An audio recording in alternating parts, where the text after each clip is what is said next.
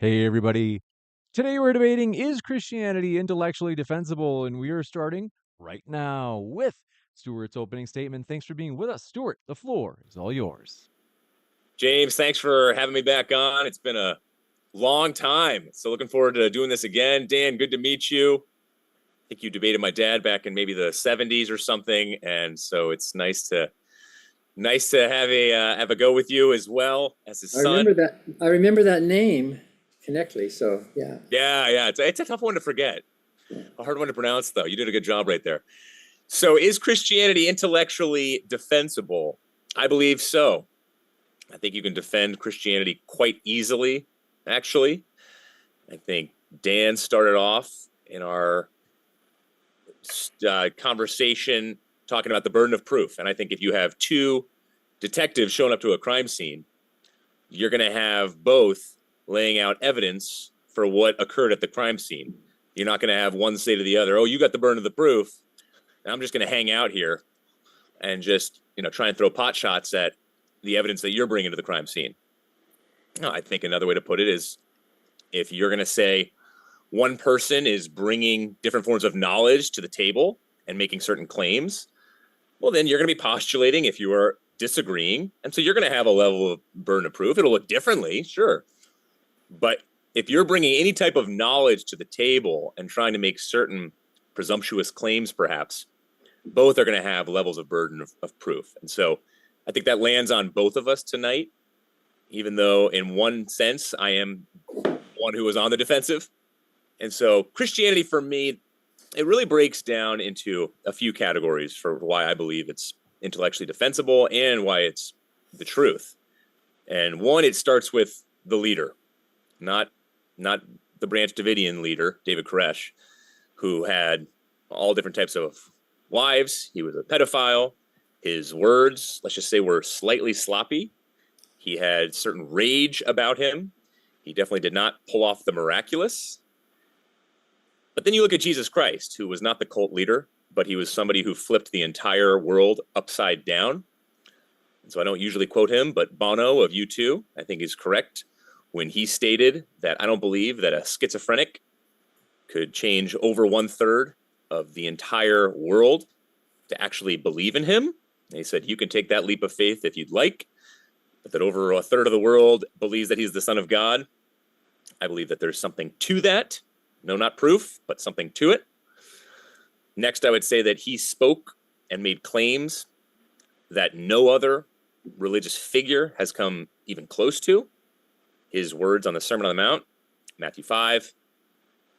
Robert Coles over at Harvard said that all ethical qualifications, statements are simply footnotes to the Sermon on the Mount.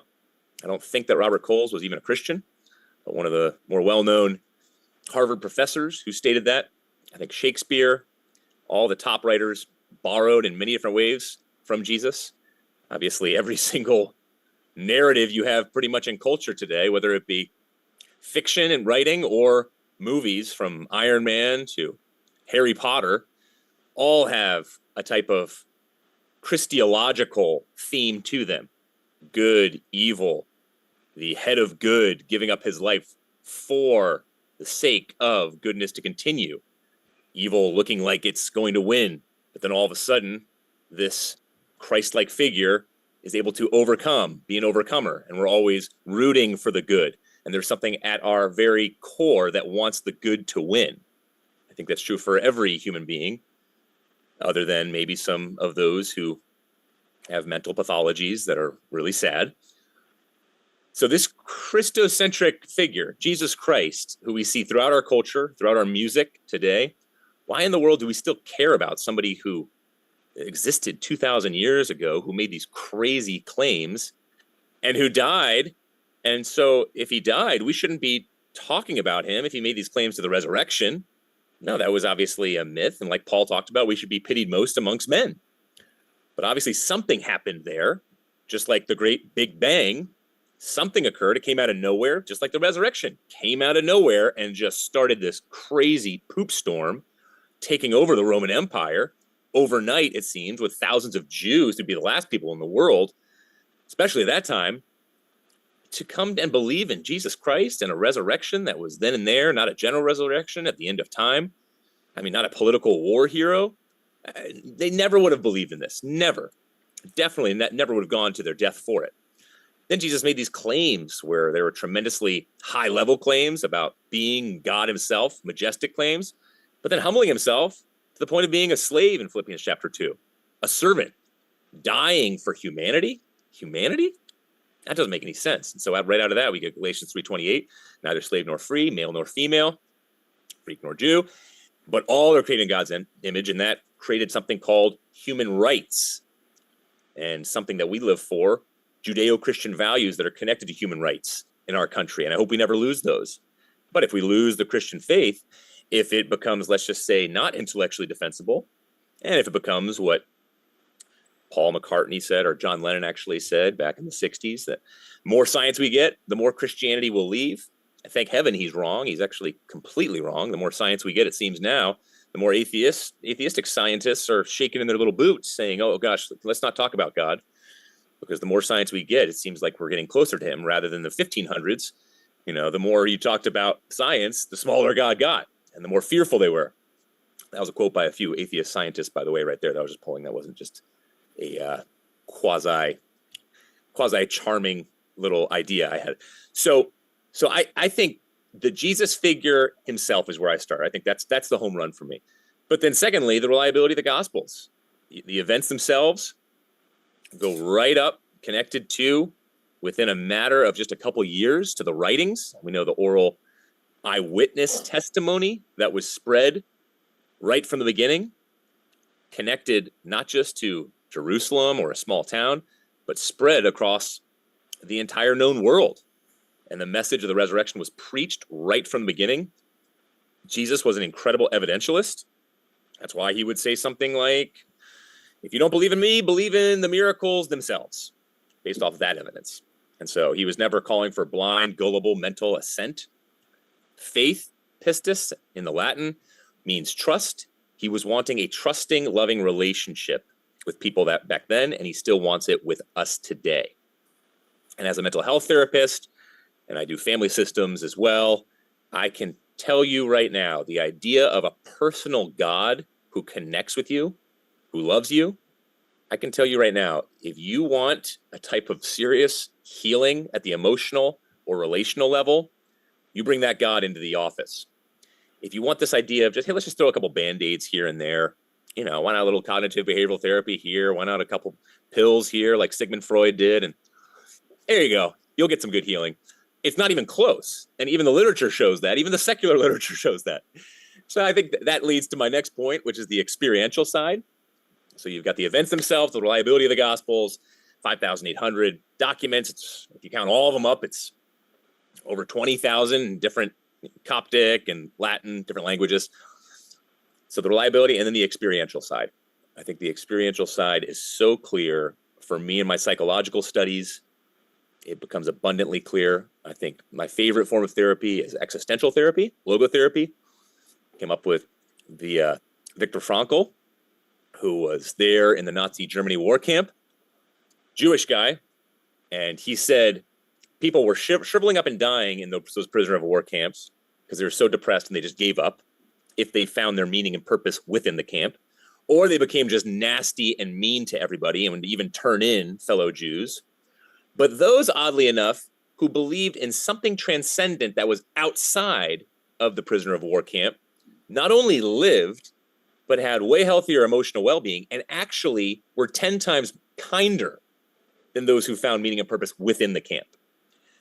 And so that's backed up by all the Harvard literature, Dartmouth studies as well recently, where if you have a God of the universe who you worship and believe in, and then you serve and focus on other human beings, which is the whole main purpose of what the Bible talks about. What's the main commandment? Love the Lord your God with all your heart, soul, mind, and strength, and love your neighbors yourself. If you look upward and outward, that is the quickest way to getting rid of depression, anxiety, all different forms of mental pathologies. So I think the experience lines up in my own personal devotional life. You know, when I start, the saddest thing for an atheist is they feel gratitude, but they ultimately have nobody to thank for it.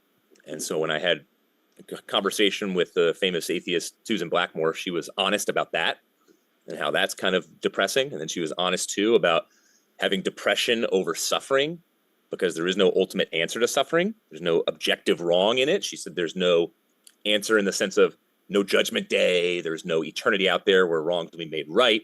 She just says, this is my experience. Now get up and get on with it, girl. All right. Well, Dan's going to have to obviously say that as well if he's going to be consistent. So that's where I'd start. There's endless amounts more. I think that's a good starting place. But I would start with, who's this Jesus character? Are the Gospels reliable? And then what is the experiential? I talked about human rights, talked about my devotional life. I talked about the psychology behind it. I mean, you can go on and on. And I think if I was an atheist, I would have all different types of problems in my experience when it came to things like, is justice? How do you really get after justice if there is no God? Morality, right and wrong. How do you really get after an understanding that why in the world would I live to help somebody across the entire world? That doesn't make any sense. I would just stand up for my own tribe. It would be selfish to help a different tribe. The miracles within atheism, in my personal experience, are absolutely endless. Non-existence produces existence. Chaos produces order. Non-life produces life. Non-reason produces reason. Psychology produces biology. Matter produces morals. Matter produces meaning. Matter produces love. I mean, I could keep going. There's endless amounts of miracles within atheism, but there's no miracle worker. I mean, at least we got some magician pulling the bunny out of the hat. The atheist has not even a single magician. So that's the experiential side, where I shiver at the idea of, again, Dan seems like a very nice guy, excellent guy, a nice level of buoyancy about him. But I feel like if you're consistent, you'd be more like the Camus, the Sartres, and the Nietzsches. Thank you very much for that opening statement. And folks, before we kick it over to Mr. Barker for his opening as well, I want to let you know, if it's your first time here at Modern Day Debate, I'm your host, Dr. James Coons. I want to say, we hope you we appreciate you being here, no matter what walk of life you are from, whether you be Christian, atheist, you name it. We're glad that you are here. If you haven't yet, hit that subscribe button, as we have many more debates coming up. And with that, we're going to kick it over to Mr. Barker. Thanks for being with us. The floor is all yours, Dan. So before you start the clock, let me ask you, have you properly introduced both of us to your viewers? Do they know who we are? Is it up on the screen or what? That's a great question. To be honest, we usually, because of the fast-paced nature of YouTube, people wanting the kind of like get to the debate, we usually actually just jump right into it. However, I am happy to read your Wikipedia entry if that would, let's see. Well, maybe each of us could just give a 30-second introduction of who we are. I mean, how do the viewers even know who they're listening to? I mean, I agree with you in a lot of cases, although both of you guys are so popular that I'd be surprised if they hadn't. But I do agree with you, there are probably some people who maybe haven't heard of you guys. So I'm happy to lead with that if you're open to it. Otherwise, if you'd like to, the floor is yours. I've got your Wikipedia page open. Well, Stuart, why don't you just tell us very quickly who you are, what you do, and why you were even invited to this? Yeah. So I'm a pastor in New Canaan, Connecticut, and I guess known for what I do on college campuses with my dad across the country. And in the social media age in the last few years, I think it's definitely Holy Spirit driven. I don't think we're as talented as our following shows. Logan Paul, Tucker Carlson, friends with the Trumps. Many different connections have come because of social media. And so we are pushing faith, proselytizing, pushing faith down throats. No, we're trying to be as sensitive and approachable as possible when it comes to sharing faith and why we think the Christian faith is so important, and not just important, but is true. And so we do the college campus thing, and then we go on a lot of different podcasts. and a lot of different conversations with a lot of different kind of cultural figures. So that's what we do. Great. Well, I'll just tell you a little bit about myself. I used to be an ordained Christian minister. I preached for 19 years, and I believed very much like Stuart believes. Of course, no two Christians agree on just about everything, but I think I was pretty much in your camp, Stuart. I was on fire for Jesus. I was a co-pastor of 3 churches. I was an evangelist for 8 years. I was a Christian missionary, and I also wrote some Christian musicals, a lot of music by word records, and in fact, I'm still getting royalties today from some of that music back in the 70s, which is pretty fun. Huh.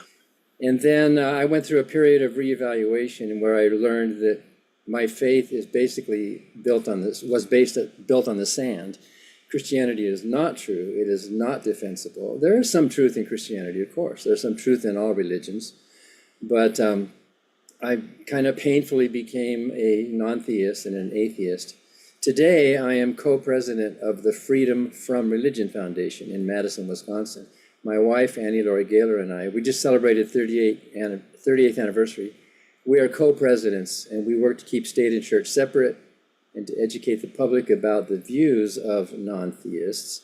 And in the educational side, I do a lot of public speaking too. In fact, I debated your dad. I think it was in Minnesota.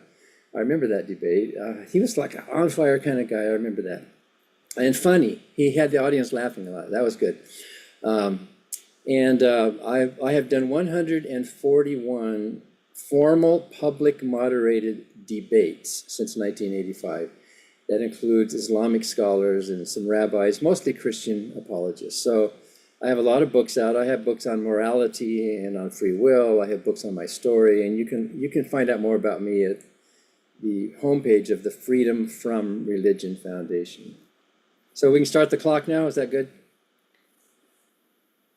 All right. So thank you, Stuart. You're very articulate, and you're a very magnetic personality, and that goes a long way when you're using rhetoric to try to impress people.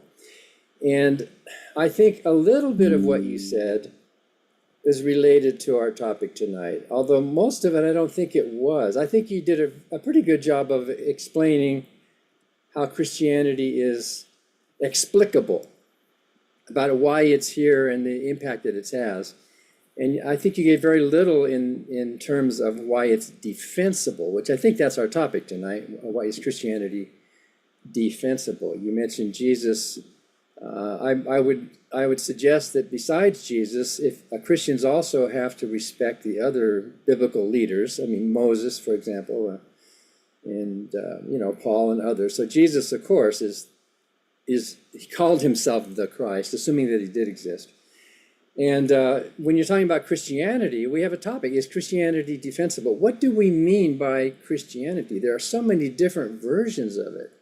There's the Roman Catholic version, the one true church, the Roman Catholic version. There's, I don't know how many hundreds of Christian sects and denominations who don't agree with each other, who have split off from each other, who have fought with each other, who have murdered each other, who have had holy wars killing each other. Some of the most horrible religious atrocities were not Christians killing Muslims or Christians killing infidels. It was Christians killing other Christians. So, we're not asking if Christianity is pragmatic or useful. We're asking whether the actual teachings are defensible. But you used an argument that amounts to where there's smoke, there's fire, right? Wow, how did this big religion come into being if there wasn't something that happened? Well, something did happen. We can say the same thing with Islam.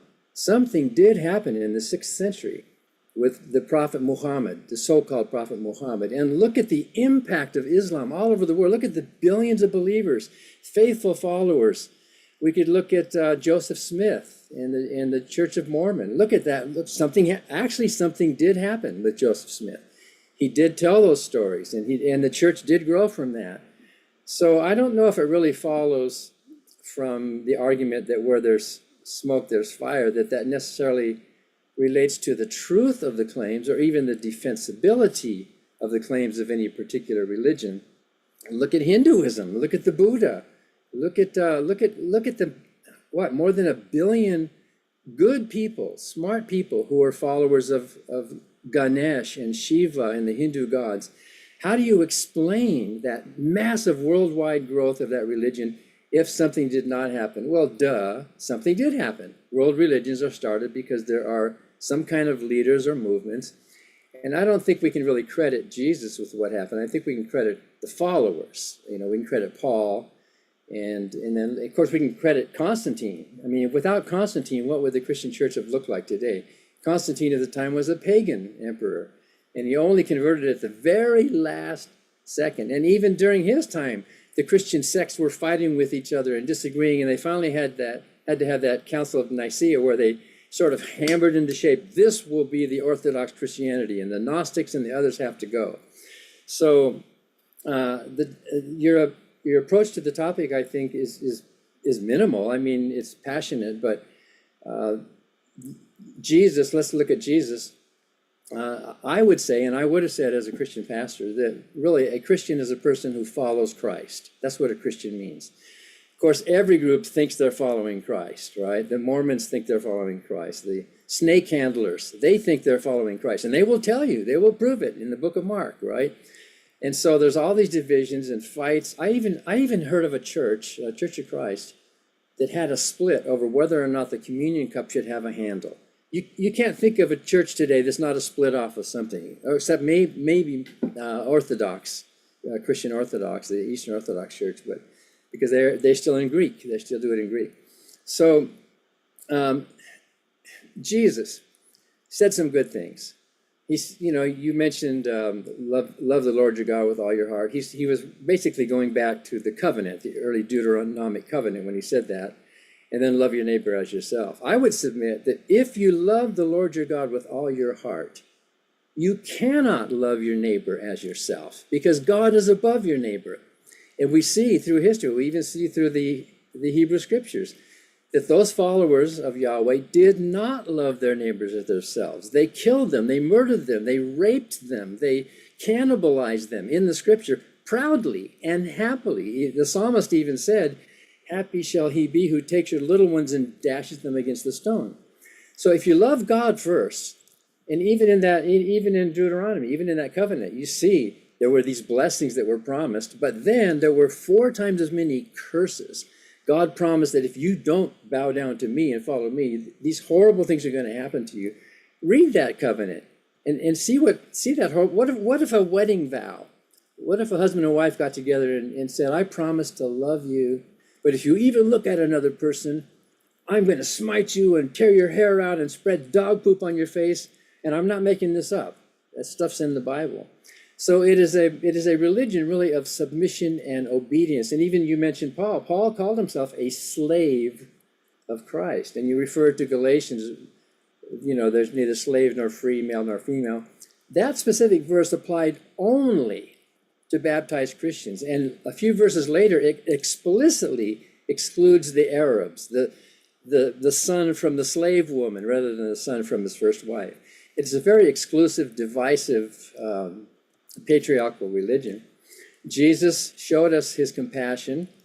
If he's the model, he showed us how compassionate he is or was, or at least what his followers thought he was, in Luke chapter 12, when he said, there are some slaves that you should not beat as hard as other slaves because they didn't know the master's will. And I think that shows a little bit of concern. If they didn't know better, don't beat them as hard. You beat them a little bit, right? Jesus endorsed slavery. He never denounced it. He incorporated it into his parables as if it were the most natural thing, which it was at that time. We all know that the southern slave owners in our country quoted those pro-slavery Bible verses to defend their economic system in South Carolina and Florida and Georgia and all these other southern states. And in fact, Abraham Lincoln showed the Bible was hurled on both sides. The Bible is not a good moral guide. You can't find real humanistic moral values in the Bible or in any of the teachings of Jesus. That phrase, love your neighbor as yourself, if you look at what he was quoting, because he was referring back to, he said, if you've seen me, you've seen the Father. And so he was quoting his own father, his own self. You see that neighbor that was being spoken about was not your real neighbor. It was your Israelite neighbor. Love your Hebrew neighbor as yourself. But you can buy slaves from neighboring countries. That did not apply to loving everybody in the whole world. It applied basically to the in-group. And all religious groups do that. Jews love the Jews, the Hindus love the Hindus, the Christians love the Christians. And so that's not really a very lofty moral teaching when you think about it. Jesus talked about cutting off body parts. He even encouraged some men to castrate themselves. If you look at it, he said, he that is able to receive it, let him receive it. Jesus popularized the concept of hell. Anybody who did not submit completely to this slave master God who demands total conformity, and Paul even said, bring into captivity every thought into the obedience of Christ. Anybody who did not submit was going into a lake of fire, Jesus said. This is a brutal, violent religion that if you don't bow down to him, there's no freedom of thought. You won't find any recognition anywhere in the Bible that human beings deserve to be treated respectfully and have value in themselves. Human beings are worms and sinners and rotten. You won't find any good moral principles in there. And the Beatitudes, most of them are contingent on future reward. Blessed are you for this, so that you will be rewarded. Not because there's any intrinsic worth in human beings. The Beatitudes have some truth, and all religious teachings have some truth. But I think on balance, if we can even define what Christianity is, and excluding those that Stuart thinks are not true Christians, let's say, how can we say that Christianity is intellectually defensible when we don't even know what we're talking about, and we can't even respect the religious leaders that are in the Bible, that book that Christianity is based on? Like Moses, he was a tyrant. When Korah asked a simple question, if you know in Numbers 16, some of the followers, Korah asked Moses the same question that Martin Luther asked the Pope. Why do we have intermediaries? Why can't God speak directly to the people? Why not? Why do we have to go through Moses and Aaron?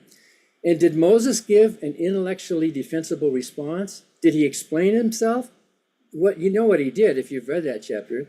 He got angry. He cursed them. You should not defy my authority. God only talks to me and Aaron. And the rest of you have to just learn from us. There's that patriarchal kind of cult leader mentality that you have. Even Jesus had that mentality. And so what happened? Korah and his followers were destroyed. The earth opened up and they were dropped in and smashed. They were killed. That's what happens in Christianity and in the Bible if you dare ask a simple, honest question. The same question that Martin Luther asked, that I think you, Stuart, admire Martin Luther's question. Can't God speak directly to the people? Moses said, no, he couldn't. So I could go on for hours and hours. You really misrepresent atheists. There is no good, solid scientific or medical evidence that faith in God makes people healthier or happier. In fact, the opposite seems to be the truth. If you look at the countries of the world, as the sociologist Phil Zuckerman points out, that are the least religious tend to be the most happy, the most moral. They have most equality, more women's rights. Look at Denmark, where only about 4% of the Danes actually believe in a God, although many of them call themselves cultural Christians. About half of them, they might get married in the church, but they don't believe. And yet, without God, they are good, meaningful people. And the members of the Freedom from Religion Foundation that I know would find your comments quite offensive. If you look at our lives, millions of good, happy, moral, family-loving people don't believe in God, and yet we have hope. We have purpose. We have a solid basis for morality. And maybe we can talk about that later. I wrote a whole book about it called Mere Morality. And we have meaning in our lives, which is better than the meaning that comes from bowing down and submitting yourself to a slave master. That's not meaning. That's just following orders. And if you think following orders is what gives your life meaning, then you have an intrinsically meaningless life because it doesn't reside within yourself. So we can talk more about that as well. But on balance, even though there is some good teachings in the Bible, I admit that. In fact, I would even quote some of them sometimes in some of my atheistic speeches.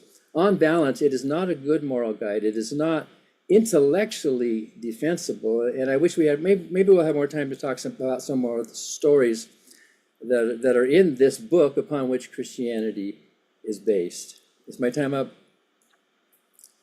And with that, want to say thank you very much for that opening, Mr. Barker. And folks, want to let you know, if you had not noticed, at the bottom of the screen, we're very excited to share that Modern Day Debate is collaborating with different universities. If you happen to be on a university as a student or faculty, and you're like, hey, we'd love to have a huge debate on our college campus, reach out to moderndaydebate@gmail.com, as we are wanting to collaborate with universities across the U.S. and perhaps outside of the U.S.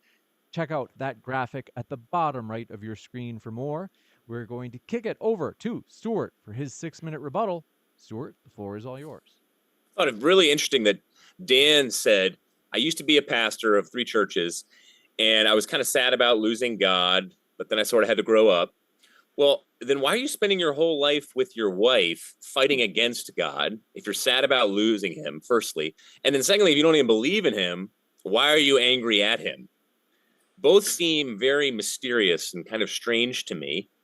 Now, if you are trying to convince me and many others to see the light and that we're living in darkness and to come to a form of humanism where we can be better people and not believe in the pink elephant, and if that's your whole life goal, okay, then great. Then that's another discussion. But I didn't really get that out of you. I kind of got this interesting quagmire of contradictions, it seemed like.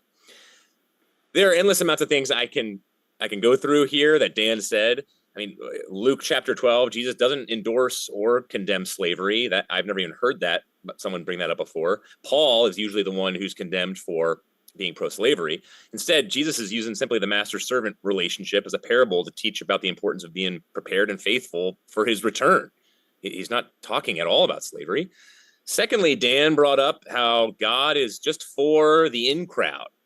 I don't know where he's getting. I mean, look at Richard Bauckham, considered by many atheists and Christians to be the top New Testament scholar in the world. N.T. Wright is right there as well.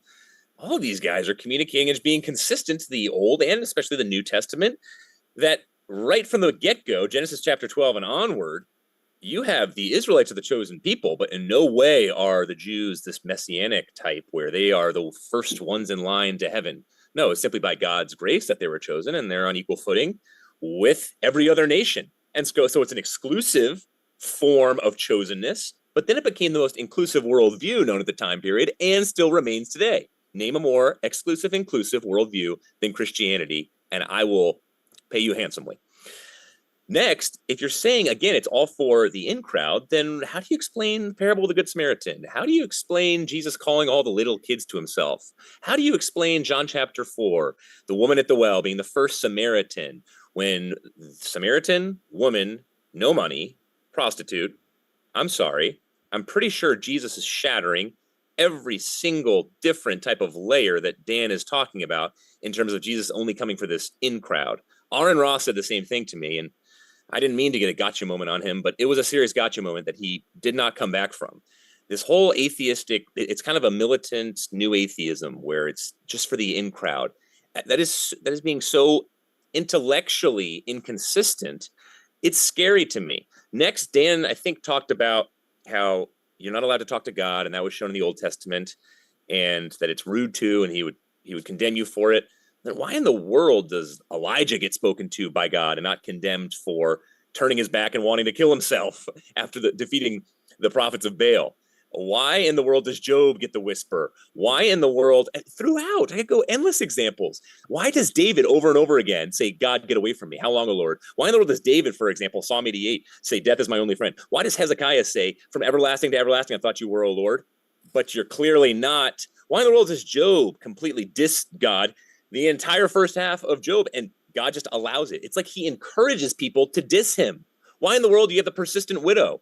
Why do you have endless examples of knocking, pounding down God's door, and God's listening? Not only listening, but he understands how you speak when you are desperate and says, give it to me, give it to me. So I don't know what in the world kind of God Dan has if he was a pastor at 3 different churches. I think he knows some of this, maybe not all of it, but he knows some of it. And I don't know if you're being honest with me right now.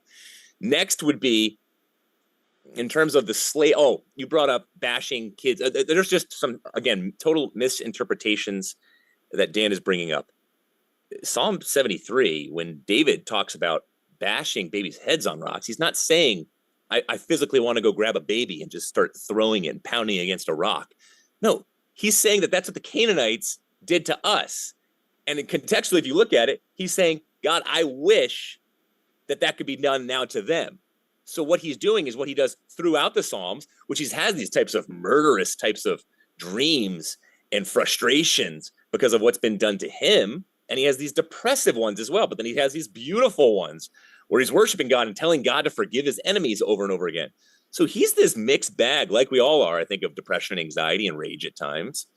And so, Dan, you could pick many other verses that would be harder to work through, but that one's pretty simple.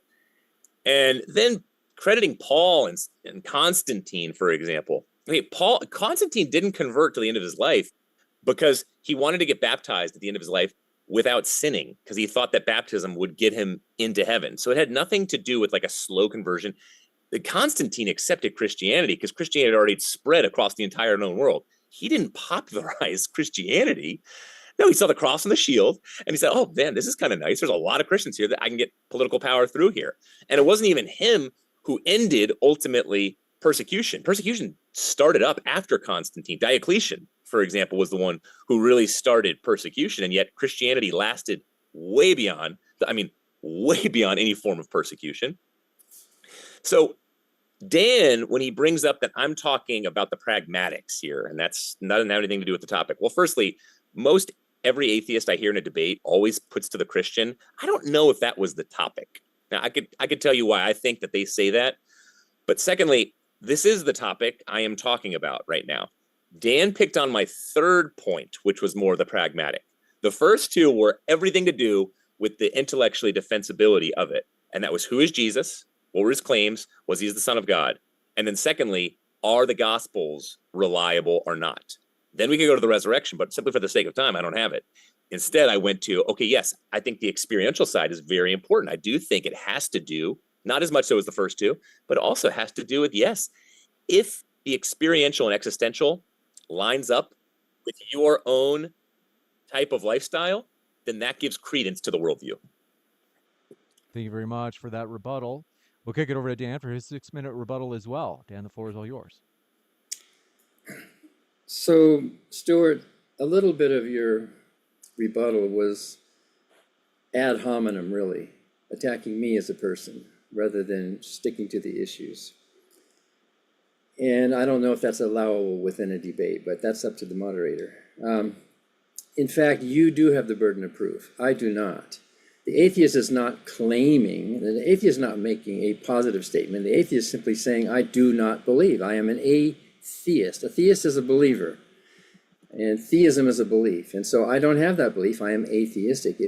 In any discussion, the burden of proof is on the shoulders of the one making the claim. And the one who's simply not making the claim, I think you mischaracterize atheism. Atheism isn't saying, I can prove there's no God, or I know there's no God. Atheism is simply saying, I'm absent a belief in a God. And by that definition, I have nothing to prove. You have something to prove. And then, of course, most of the atheistic responses are rebuttals to your supposed claims. In Luke chapter 12, Jesus indeed used the word slave, doulos. He was not talking about just a servant. He was talking about a slave. How many servants can you beat hard and soft? He was talking about manually, physically beating people, whether you want to call it a servant or a slave. And he never denounced slavery anywhere in his life. He never said it was a bad idea. It took up until the American Civil War in our country to realize that the Bible is wrong. Those Southern slave owners are wrong about slavery. In fact, the Southern Baptist Church split off of Baptist Church because they wanted to endorse slavery, and they quoted the Bible in order to defend their position. In fact, some of them still do. So you mentioned Job, which I find kind of comical. I mean, it is sort of a comical book. I mean, there's no real moral tale in the book of Job. And I think probably one of the most damning verses in the entire Bible is in Job chapter 2. I think it's the 3rd verse. Where Satan was roaming the earth, and he came to God and said, look at your servant Job, and And God was saying, Job is my poster child. Look at him. No matter what happens, he has faith in me. And you know the bet that was made, and Satan went out and hurt Job, and he came back and said, see? And then in verse 3, God admitted to Satan that you prompted me to destroy Job for no reason. That's the words. God took Satan's bet to destroy a man's life for no reason. His 10 children were killed. His cattle was killed. He was made sick. And yet, praise God, Job did not give up his faith. He did not sin with his lips, it said. That is a horrible verse in the Bible, a horrible book in the Bible. The only moral teaching in there, the only thing you might want to call defensible is that at the end of the book, God is powerful. He can do what he wants. And Job says, yes, you are powerful. You can do what you want. And God says, right answer. So since you submit to me and you bow down to me, then I'm going to give you back 10 more children. I mean, that's a horrible moral teaching. So the fact that God spoke with Job really is no indication that God did not have in place, at least in Moses' time, a structural hierarchy there that Korah was objecting to. The reliability of the Gospels, you are exaggerating. I'm sure you know there's a lot of biblical criticism about the reliability of the Gospels, when they were written, how they were written. There are many internal contradictions in the Gospels. And yes, I know, as a born-again Christian, I would have said there's no contradictions, because you can always find a way to weasel out of a contradiction. The worst example of biblical unreliability and indefensibility is the resurrection story. It's told at least 5 different times. And I've written in some of my books, and in fact, I've even have online a challenge called an Easter challenge. So look at the at least 17 irreconcilable contradictions among those gospel accounts in the resurrection stories. And even conservative scholars admit, yeah, we can't explain this. It doesn't mean the story didn't happen.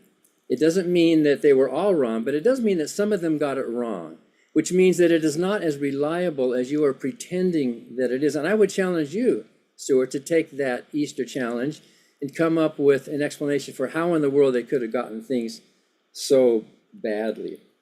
So, do I have another minute? Yeah, I don't see the clock ticking here.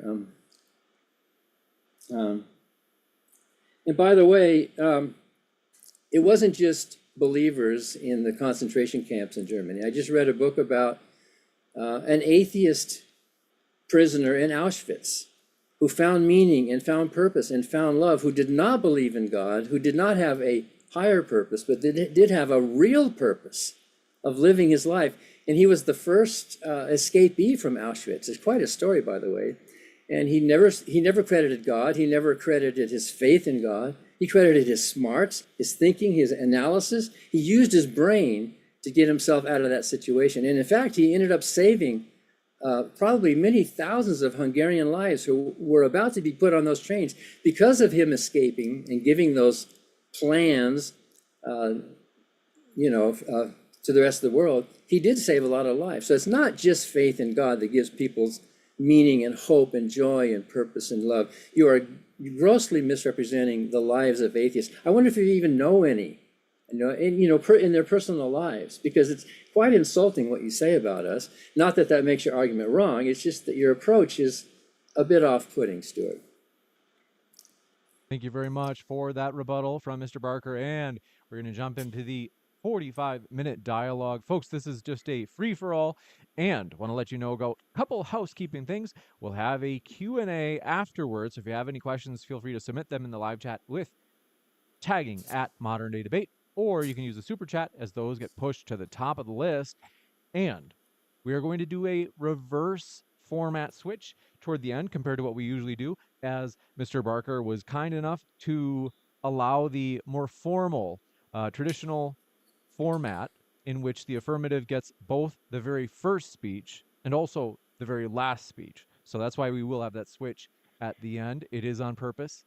And with that, we'll jump into the open dialogue. Gentlemen, the floor is all yours. All right. So one thing that Dan said that I didn't touch on in the beginning that he spent the majority of his time on, so I'd be happy to touch on it right now since he spent the majority of his time on it, is Christians can't really believe on anything, endless amounts of agree on anything, endless amounts of splits, church splits. And so how can you even have this kind of religion? I spend about 5% of my time on that, not the majority. Okay, I heard you come back to it multiple times. All right, so Right. maybe I misheard then. I don't know. So that only strengthens my faith. Okay, Stuart, you're crazy. Why in the world does that strengthen your faith? Because that's exactly what Jesus said was going to happen when he walked this planet. The majority of his time, if you look in the New Testament, the Gospels, he's actually speaking about religious hypocrisy outside of like commanding fear not and those types of things. But hypocrisy is at like the very top of the list. And so if there was no hypocrisy and division, his final words to the Father, John chapter 17, I just pray that they are one as you and I are one, although I know that's going to take a miracle. I mean, everything about Jesus saying this is the sinful human heart. You're going to have to grapple with it. And it's going to take a miracle to heal the sinful human heart. And then Paul is dealing with broken churches who, Dan's exactly right. Some were snake handling. Others had a guy sleeping with his mother-in-law. Endless amounts of grotesque things going on in the early church. And so again, it gets back to, well, Dan didn't like second point he brought up that I haven't touched on yet, is the grotesque nature that the Bible says we have. Well, okay, fine. Don't call it sin. Don't call it grotesque. Don't call it dirty, rotten. You used that. That was a little bit of an ad hominem, I thought. Fine, don't use that. Okay, you got to call it something. And my favorite atheist humanist said to me not too long ago, Stuart, my kids in middle school have never sinned. They've never done anything wrong. And I said, well, you don't believe in sin and you don't believe in objective morality, objective right and wrong. So I agree with you. Your kids have never done anything wrong. Doesn't mean they're not good kids. Again, Dan's misrepresenting me, saying that I think that atheists are horrible people. No, I was just at a party where there was 25 atheists who I was hanging out with, agnostics, atheists. Pardon my jumping in. I just want to be short, just to keep the flow of the dialogue. Sure. I was closing on this. So I was just going to say, Dan, those are two of my rebuttals to, I think, two misrepresentations of what I was talking about. And so I'd love to hear your response. I did not say that you claimed that atheists are horrible people. You claim that atheists don't have any basis for morality or for justice or for hope, and that is untrue. How's that untrue? In fact, I think we have an even better basis than some unknown, unprovable deity in the sky who has nothing to offer except follow my orders. What's that basis? Well, what, justice or morality or what? Both. So humanism, which I think is the only real defensible moral system, humanism is based on real human harm, human needs and wants and desires and human well-being. So morality, and I wrote a book called Mere Morality. You can tell I was mirroring C.S. Lewis's Mere Christianity. That if you strip morality down to its core, and there's more to it than that, of course, morality really boils down to acting with the intention of minimizing harm. That's what we mean by morality. Morality does not mean following orders, because whose orders? Morality does not mean virtue. Morality really, for example, suppose you're looking at all these different religions in the world, or moral philosophies, or atheistic groups, and you want to judge their morality. What standard, what yardstick are you going to use to judge? You're going to use harm. Oh, this religion is causing more unnecessary harm than this one. And we all know that in our brains. That's how we evolved. We evolved to try to minimize and avoid harm. We even have instincts. You stick your hand in the fire, you don't have to deliberate, oh, look, that heat is damaging the cells of my fingers. It would be prudent for me to withdraw my hand from the fire because otherwise it would compromise the ability of this limb to function. No, without thought, we instinctively, normally as human beings, recoil from harm. We can't avoid harm in our lives, but the act of intending to live in such a way that you are minimizing real harm in the real world, it's measurable. And it can be definable, and it can be thousands of different things. It can be pollution, it can be war, it can be disease, it can be natural disasters, it can be oppression, you name it. There are a lot of things that threaten and harm us. The act of trying to minimize that, or hopefully to eliminate it if we could, That is what we mean by being moral. Moral does not mean obeying what Daddy says. Because what if Daddy's wrong? Daddy can be wrong. And I think many of the moral teachings of the Bible are wrong. They are morally wrong, reprehensible. Dan, you've had a higher level debates than this. Come on, we're swimming in the shallow end right now. Let's go to the deep end. Let's take the floaties off real quick. I am not saying what Daddy says. I'm not saying the Abrahamic covenant. I'm not saying it's the same type of relationship as back then. I am talking a moral transcendent source type morality. So it's interesting that you keep saying who says. My friend, Alan Dershowitz of Harvard, definitely not a Christian, he would throw that right back on you and say, whoa. Christians have a type of moral transcendent source. Hindus do. Muslims do. Jews do. Atheists do not. So you have the who says on you. And it's either Dan Barker, Stuart Knechtle, James Coons, Donald Trump. So it's either you, me, culture, or those in power, or it's outside of space and time. It's a moral transcendent source. Call it the daddy in the sky, call it a computer. I don't care what you call it, but it has to be a moral transcendent source that's immaterial, that brings objective morality. That's why Solzhenitsyn, Martin Luther King Jr., so many people, so many of our leaders in the past, the greatest leaders in the past, have stated clearly that you have to have a law above the law in order to judge the racist laws of Alabama at the time, or you just have to say, oh, who says? Who says? The culture or those in power? They say. That's not what I'm saying, Stuart. You're misinterpreting. I'm saying I'm glad I'm misinterpreting, because that was concerning. There is a standard. I'm saying there is a moral standard, and it's not transcendent. It is natural. It's the world we live in. And those people who think that you need a transcendent lawgiver in order to justify moral values, they are wrong about that. Dan, I just need you to tell me, what does that mean? It's just natural. And then I need you to tell me, you kept talking about harm. What is harm? Is pornography harmful? I gave you some examples. Those two questions: natural, harm. You can't give me two examples. I need more examples than that, because I could name a million things right now that I just gave you on over what is harmful. You're not listening. I just gave you a number of examples. Disease. I could give you many that would be disagreeing with that, though. Listen a minute. You have to be, if you're going to do a debate, you have to be open to at least trying to understand the other person's point of view. But right? not if it's nonsense. You have to be open, Stuart. You can't just be a preacher. Yeah, you can't be a preacher either. You've just switched shoes. You're preaching, Dan. You're preaching just as much as you always have. You're just preaching from the other camp now. I was replying to your question. You're just as much as a proselytizer as you've always been, but you're on the other camp. Is that bad? Is it bad to be a proselytizer? No, I like it. I appreciate it, and I hope you're trying to convince me. You are trying to convince me to be an atheist right now, right? No, I am not. Well, you're not a proselytizer then. No, I'm not. I'm trying to respond to the questions that you asked me. Why, if this is truth that you have, would you not try and convince me to be an atheist? Because I think people should be judged not by their beliefs, but by their actions. I don't care if you want to believe in Mother Goose or the Tooth Fairy. I don't care what you believe. My actions, I'm pro-slavery. I'm pro-white supremacy. According to you, I'm pro-white supremacy and slavery based off of my teachings, based off of the teachings that I follow. You said the teachings. The Bible is pro-slavery, but you are not. Okay, I'm a Christian. Yes, I take the Bible literally. I get my ethics from the Bible. You're calling me a racist. I am not. I am saying that you are better than the Bible. You are smarter than the Bible. You have risen above those horrible racist slavery ideas because of the Enlightenment and modern humanistic values. It's a good thing you are not like Jesus. It's a good thing you are smarter than Jesus, kinder than the God of the Bible. I'm giving you credit. I'm complimenting you for rising above those horrible, brutal teachings that we all now know, and Jesus did not know, are morally wrong. But can I answer your question? You asked me a number of questions. I asked you two. Natural and harm. Natural is the and harm. The natural is the material world that we all experience. When you just touched your nose, you had a natural experience, right? It's the physical world, atoms, molecules, forces, and all of that, right? We live in that world. We are biological organisms. We are physical animals in a biological world that is natural.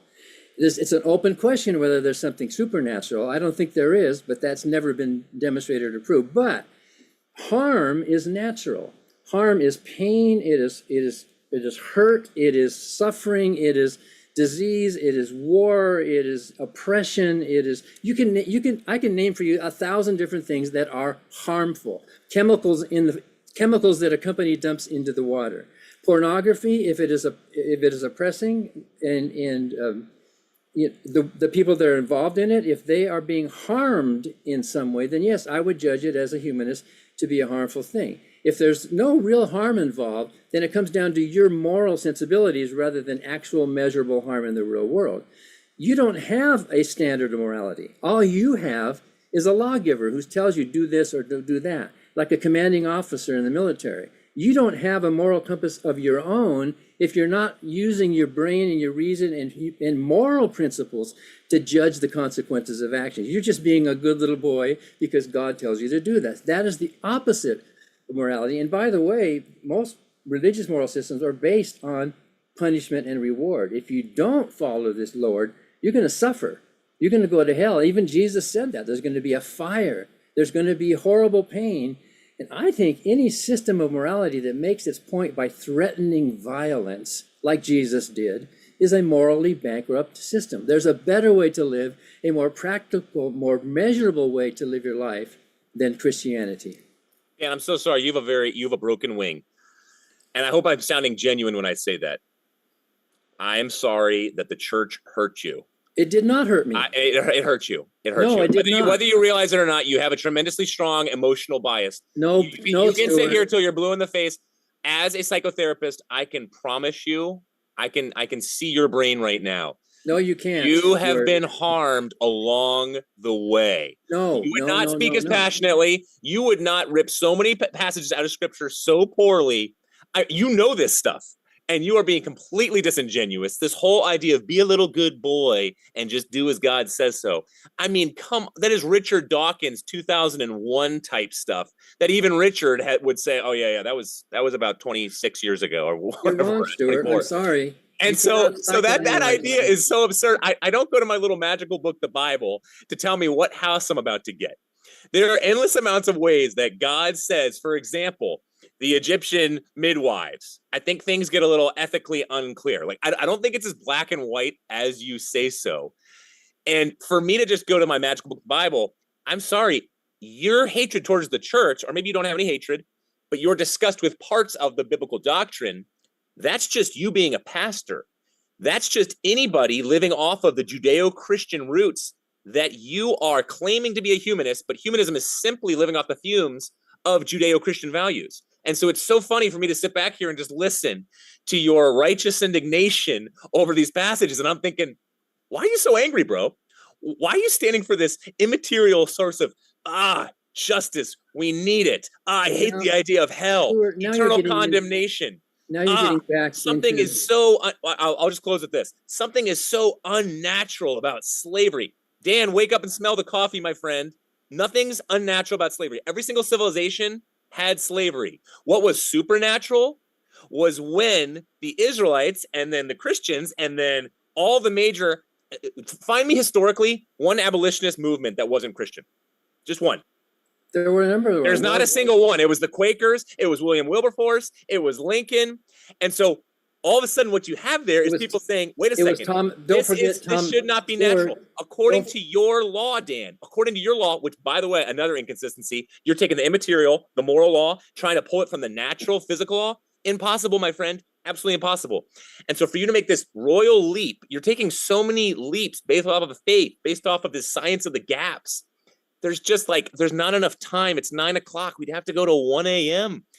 to just completely dilute all these. So I would just sit with pornography and so many issues. Like, if you're going to define a whole moral system based off of Dan Barker's great brain, Stuart's great brain, I could go right to pornography, something that's most relevant with guys my age right now. Okay, well, women get STDs, and there's very high rates of suicide. Give me, Stuart. Before we jump fully into this new subtopic, I do want to be sure that Dan gets a chance to respond to the points that you mentioned. Yes, please. So I never said slavery was unnatural. I said it's immoral. Of course it's natural. It's happened. It happens to other species as well. We know it happened, and we know that it's wrong because there are thousands of stories of slave revolts. People don't like to be enslaved. Even the slaves themselves knew, with maybe a few exceptions. Even the slaves themselves knew.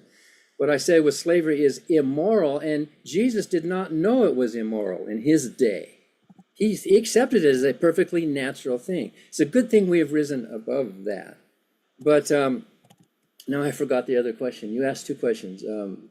What is natural, and what was the other question? Harm. Yeah, harm. What's Well, harm? yeah. I gave many According examples. to who? According to Dan. According to Dan. World, if you ingest a chemical that is harmful to your body, that's harm, right? If a company is dumping chemicals in a river, we would say that's immoral. Why?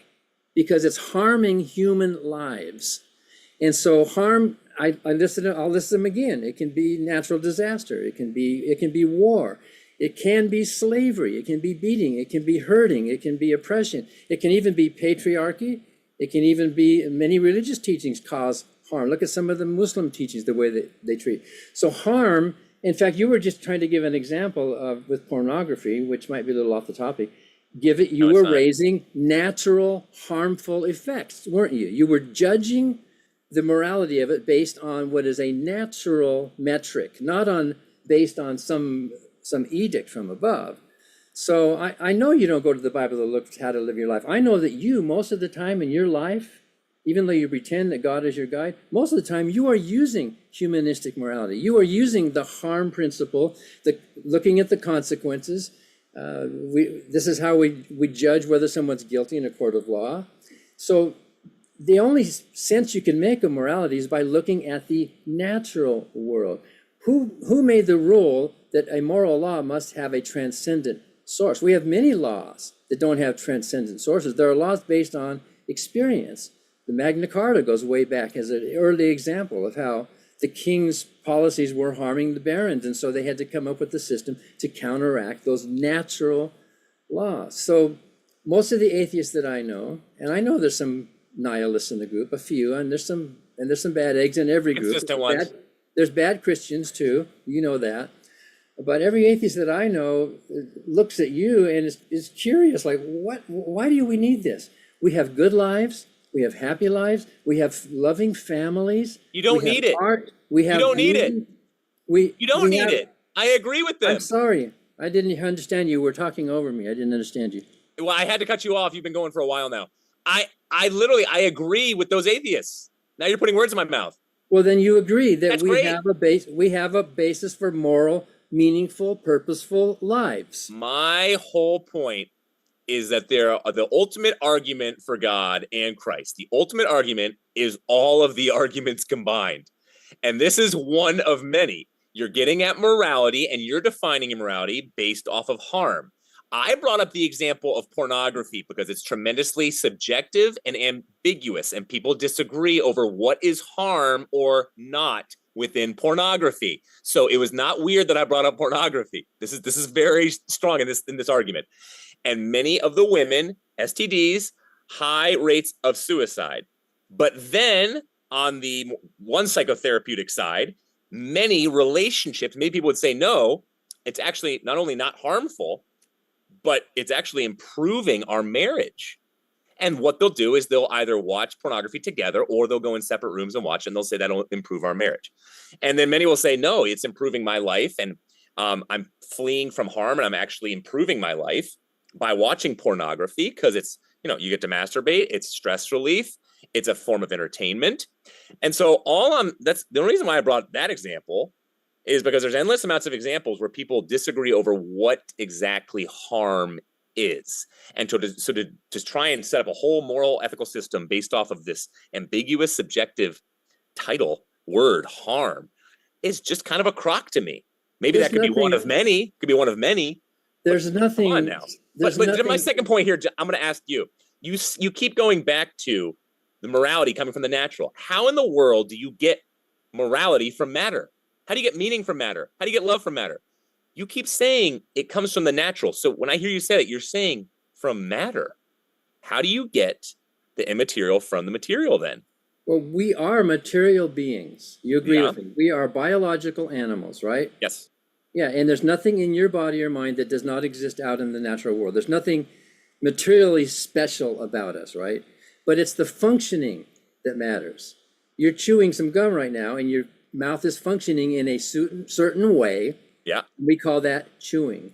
Your heart beats, we call that circulation. The stomach, we call that digestion, right? The lungs, we call that respiration. The brain is also a functioning organ, and we call that thought or mind, or some people even call it consciousness. And within that amazing functioning of this brain and other animal brains as well, I mean, it's not just humans, we have developed strategies to try to survive and increase our well-being and get through the world with at least amount of harm possible. Our whole strategy is about, we build houses to protect ourselves from the environment. Wait, sorry. You lost me. Go back again. Go back to, how did you get that leap from our physical material nature to all of a sudden an immaterial, which is harm? What's the jump? Harm is not immaterial. Well, the idea of harm is. Well, harm is real. I mean, you're a strict materialist then. Okay, so you're saying then you're still getting harm. You're getting morality though. You're still saying from matter. But at least, how do you just make the connection for me? How do you get from one to the other? I don't know what you're saying. You are an animal and you experience harm, right? Mm-hmm. You know that. You experience it. Because of that, we have evolved mechanisms to try to minimize that. We have instincts, and since we have a highly functioning brain, we have moral principles that are functions. They're not things. Wait. Moral principles, but you're just a brain. Yes, a brain that's functioning. You don't have moral principles if you're just a physical brain. That's what a moral principle is, Stuart. No, a functioning brain. No, you're just a 3-pound piece of flesh up there. That's all you are. You can't start saying I'm immaterial moral principles. That's a total contradiction. I think you have. I'm sorry, you have a bit of a simplistic idea of what the brain does. Okay, let me try and make it a little bit more. No, let me get in here. Hold on. Let me make it a little smarter for you then. Let me you got an eye doctor. Hold on a second. I want to hear that from Mr. Barker. I promise we'll come right back to you, Stuart, just to be sure. Oh, you made an ad hominem attack. I mean, no, I didn't. I'm sorry, but I admit there's a lot of things I have to learn. I admit it. I'm humble about that. There's a lot of that is very humble. Also true of you. Right yes, now. That is for sure. But, and God says he actually wants you to ask questions now. So right now, Stuart, you are looking at me with your eyes and you see something, right? Yeah. And that image is being produced somewhere back in the cerebellum or back in the back part of the visual cortex of your brain. Your brain is functioning in such a way that it's taking those photons and the impressions and receiving them and organizing them. And when the brain dies, that doesn't happen. When you're dead, that doesn't happen. But the fact that your brain is functioning now, you now have an image in your mind. How do you explain that image in a natural world? Well, we just did. Our brains create those images. Our brains create thoughts. Our functioning brains create principles and laws and systems of law and of justice. They're not things.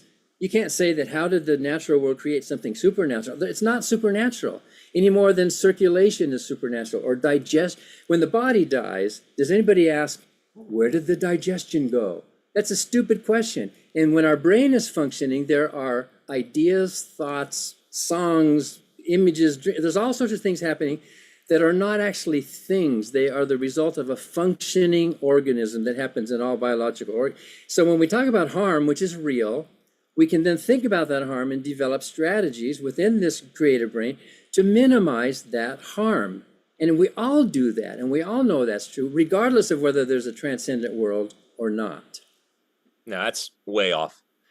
I think you need to get a more complex, I've heard many more complex, update it. You need to evolve in that understanding. I love that you're a consistent, strict materialist. That's very impressive. I meet very few of you these days. But for me, okay, fine. We'll take a different example then. Let's hit consciousness. Okay, you got, say, an eye doctor, since you brought up the eye. You have an eye doctor who was born blind. And for all of her life, she's been blind. But she's an eye doctor, and so she's able to explain the intricacies of the eye. But then all of a sudden one day, say she's supernaturally healed or just somehow is just all of a sudden has the abilities to see. And then she starts talking about blindedness. Would you say it'd be slightly different than her description of what blindedness was before receiving sight? I would say yes. I would say her personal experience, which would be connected to something like, say, consciousness, is radically different. And so for a strict materialist like yourself to be able to explain away something like the personal experience and consciousness, I've never heard a good response to it from a strict materialist perspective. Some atheists try and use other different forms of theories that they can get out from underneath it, kind of. But how do you explain that? How do you explain that from a strict materialist perspective? There's a lot of good books out on that topic, and I don't want to hear about the books. I want to hear about Dan Barker's understanding of personal experience and consciousness. I mean, Tom Nagel's the top philosopher, many would say right now in the U.S. out of NYU, a strong agnostic. But he said from a naturalistic, materialistic perspective, consciousness, you can't even come close to touching as an atheist. Yeah, you can. You would say Tom's wrong? Yeah, I think so. I think many philosophers are wrong. Daniel Dennett even thinks many of those philosophers are wrong. Philosophers don't agree with each other on these topics. I just finished reading Douglas Hofstadter's I Am a Strange Loop, and his attempt, I think an amazing attempt to explain what's happening with the feedback, the internal feedback within our mind. Many organisms are aware. Many organisms can be said to know something, like the chipmunks in my backyard. But when the brain gets big enough, like ours is, to where you're not only aware of things, but you are feedback looping, and you're aware that you are aware. You are thinking that you are thinking. You're raising it up to another level, and that creates in our minds what we could call illusions. Like depth perception is an illusion. Depth perception is not a real thing. It's two eyes. In fact, I just read a great book by Susan Berry, who was born without depth perception, and she poo-pooed it. She heard people talk about it, but she thought, well, what is that? Until her eyes were corrected. Oliver Sacks, who was a good friend of ours, helped her with that. And when she did get back her stereo vision, she was amazed at the beauty. The thing that most of us take for granted. She realized she was missing something until she was able to have that cognitive experience. So not that everything is explicable. I like Daniel Dennett's metaphor. The brain is doing hundreds of things at once right now, and it is, and you're focusing on some of that, but your brain is also doing a lot of other things, listening, watching, observing, feeling, and whatever. And there's all these, what you could call modules, or whatever you want to call them. They're all happening at once. And Daniel Dennett said, consciousness is really the center of narrative gravity. It's the part, and the center of gravity is a good analogy, because a center of gravity in the real world actually doesn't exist. There's no such thing as a center of gravity. What's the center of gravity of a donut? It's not a thing, it's a concept. Likewise, Dennett makes a good analogy that our brains are also having so many things going on at once. There is a kind of focused center of gravity that we then call that word consciousness, because we are aware that we are aware. It doesn't need anything spooky or supernatural. It doesn't need anything non-material to function. And there are others. David Chalmers wrote his book about the astonishing hypothesis. So even though we may not have all the answers, you cannot say there is not a natural explanation, or at least potentially a natural explanation for consciousness. You can't say that. All right, that's just silly. It's absolutely silly.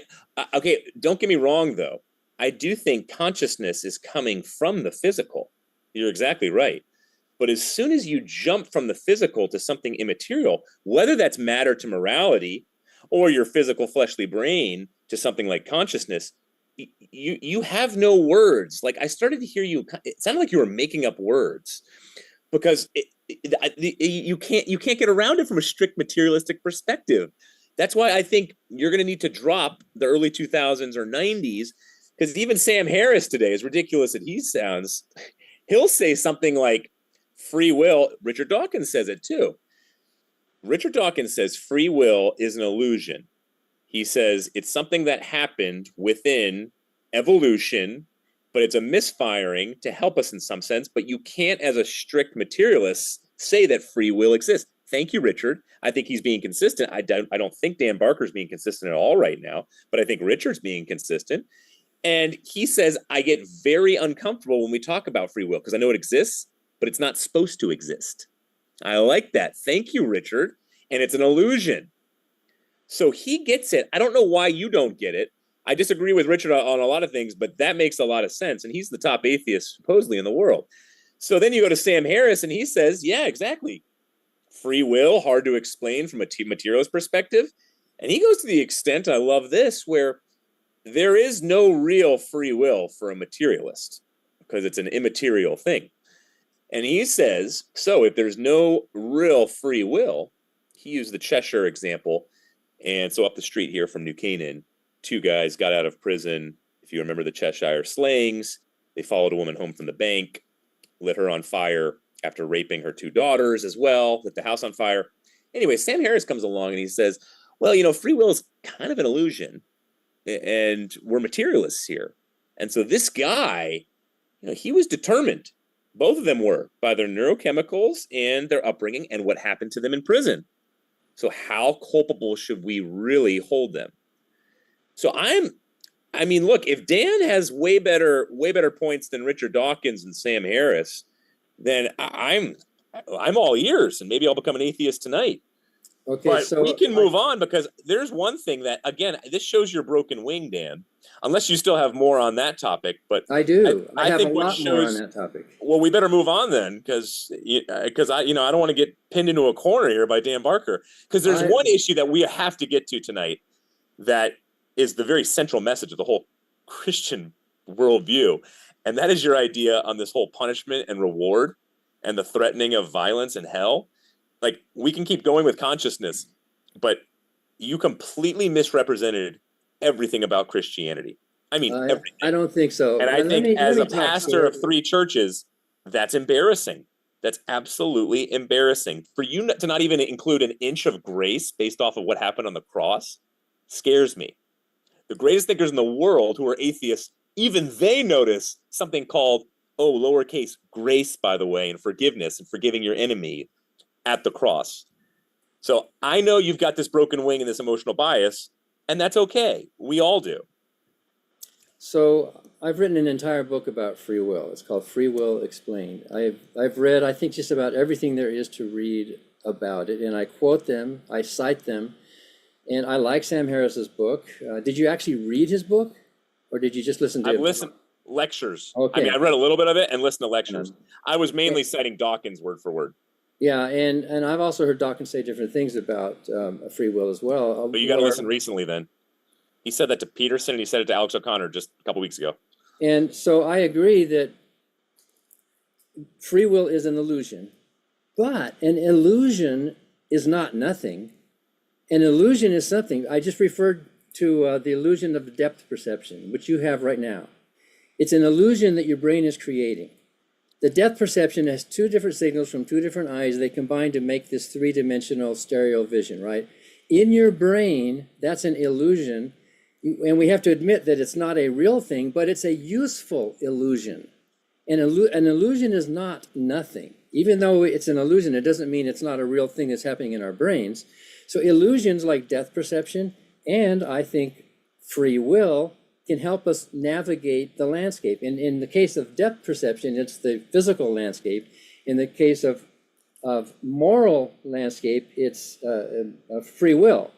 So those people who committed those horrible crimes, it may be true that they were determined ever since the Big Bang to have committed those crimes. That does not make them less culpable, because we are judging an agent as the nexus, as the actual committer of that crime.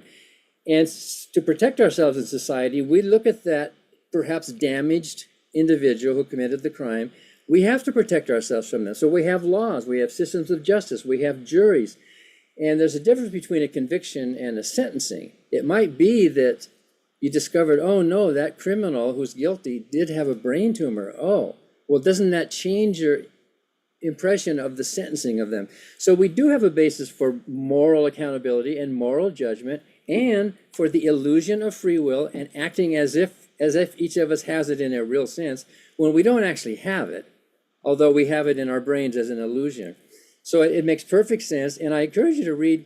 My book summarizes, and there's differences of opinion. I disagree with Sam Harris on a couple of little things. Sam Harris thinks, and I agree with him, that there's no free will and that it's an illusion. But he thinks the illusion of free will is pernicious. it's damning. We need to get rid of it. He and Jerry Coyne and others. I agree with him on everything, but I think the illusion of free will can be beautiful. It can be useful. It can help us in our moral guidance.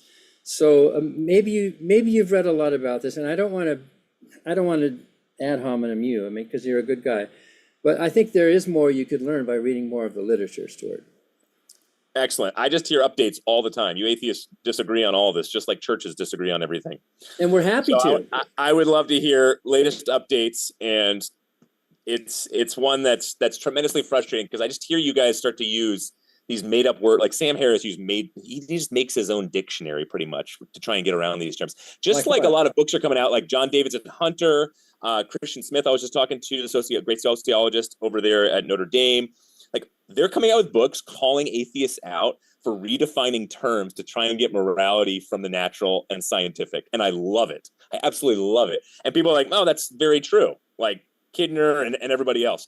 So I would just encourage you to read. I'll read your stuff. You read their stuff, and maybe we'll have another conversation. Well, I do. To the point, though, you brought up something that's all in the same category that I'll just start ticking off because I took notes. You brought up this idea of, blessings and curses. Wow, what about all those related to something like a marriage vow? And I do weddings, summertime.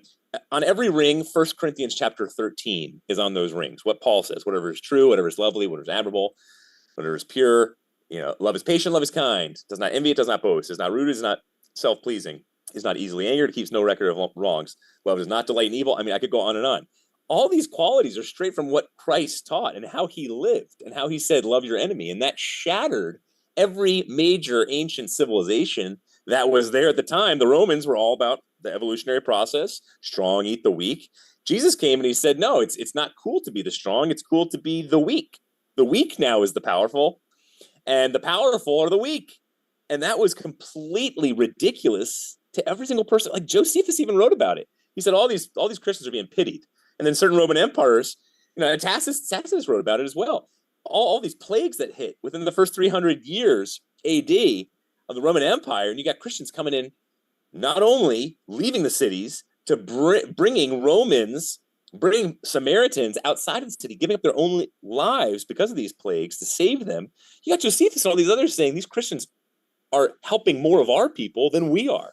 What's going on? And so at the very center, and I hope if there's one thing you walk away with in this conversation debate tonight, Dan, is a reinterpretation of what the central message of Scripture is. Certainly you'll have tough judgment passages in the Old Testament. Couldn't agree with you more. But your interpretation of hell, I mean, a lot of it sounds Dante's Inferno-esque. It sounds Dan Brown-esque. I mean, just read the Scripture for itself. You've been to seminary, it sounds like. Read Luke chapter 16. I mean, the rich man Lazarus, he wanted to be in hell. He never said, get me out of here. He lived for his wealth. And so take into an eternal perspective, probably psychologically and physically, you live for wealth, you're going to have a painful existence. But people can't stop living for it. I'm living in New Canaan, Connecticut. I see it clearest here. People want to live for wealth, even if it's destroying their marriages, destroying their kids, destroying their own physical health. That's what the rich man and Lazarus is exactly beautifully communicating when it comes to hell. So God, the God of the universe hanging on a cross, and you tried to say Galatians 3:28, again, this judgment piece or the exclusive piece on it's only the baptized. Fine, I think that's a wrong interpretation, but let's say if you're right on that one. Okay, explain then the thief on the cross. Did Jesus say, hop down from this cross and you better become one of the baptized? No, he said, today you'll be with me in paradise. He said nothing about baptism. And that's a thief, my friend. That is a thief who was definitely not a Christ follower either. So you need to resend a lot of those claims, but you just got to fall on, like, look, agape is the number one word used towards the Christian faith. The Christian faith was known two categories, to be the suffering faith and the faith of love, a personal God. And so Larry Hurtado from Marquette, for example, when he talked about all the gods in the early Roman Empire, you were to walk into a home and you were to worship every god. And the person whose home you walked into, they would also worship, say you brought Christ in, or Krishna, whoever it might be.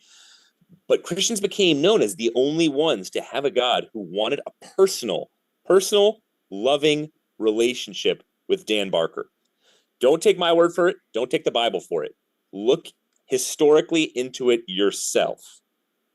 And then you start to understand, okay, wow, I still hate this Bible and I still don't like some of the Old Testament teachings, but okay, yeah, historically, if the Romans truly believed that and understood it and they thought it was grotesque, Josephus definitely thought it was grotesque, well, at least let me be consistent to the faith as a truth seeker, an honest truth seeker, and say, okay, they were after love. Jesus was after love, and that was known. But I don't need that. You don't need it. I don't care about it. I don't admire it. Because you're not a truth seeker. I don't admire Jesus. That's fine. You got a broken wing. You agree with me. You agree with me that Jesus talked about a lake of fire where non-believers will be punished, right? You agree with that? Yes or no? It's not a yes or no question. Did Jesus say that there is a lake of fire where non-believers will be punished? You think he's talking about like Lake Placid? Whatever it means, it's in the Bible. No, we don't know. We don't know exactly what he meant by that. Is it more metaphorical or literal? We don't know if that's going to be the Lake of Galilee. Well, is it a good thing? Is the lake of fire a good thing? The rich man, it was not enjoyable. And he said, please don't let my relatives come here, but I'm staying here. So it's an enjoyable existence in one sense. And if you know psychology, you will know something called learned helplessness, that people do want to remain in hell. It's easier for them in many ways. Well, and they get to serve themselves. You heard what Mark Twain said. He's heaven for climate, hell for society. All the smart people, all the. You know what also Mark Twain said?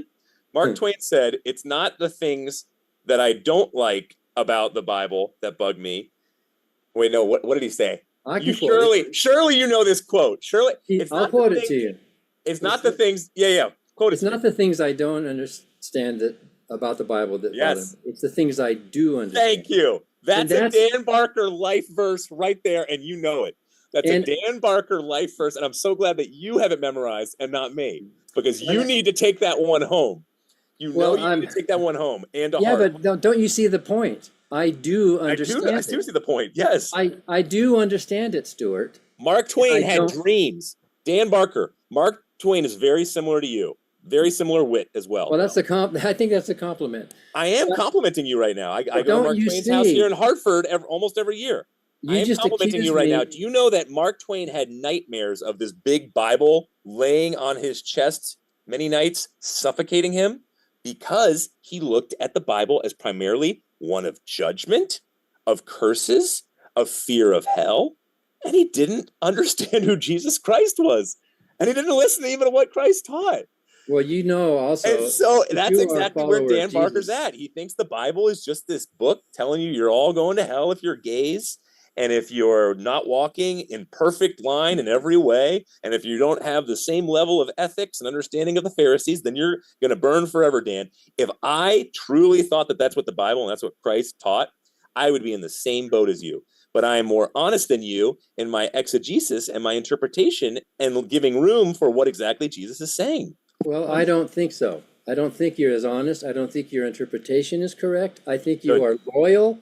I think you are interpreting it like a loyal follower and looking for the good in it and not seeing the actual truth that's there. That's my learned opinion about many of your supposed. And now how? That's just a bald assertion. Now how? You tried to whitewash Jesus' teachings about slavery. You tried to whitewash. By the way, he didn't speak.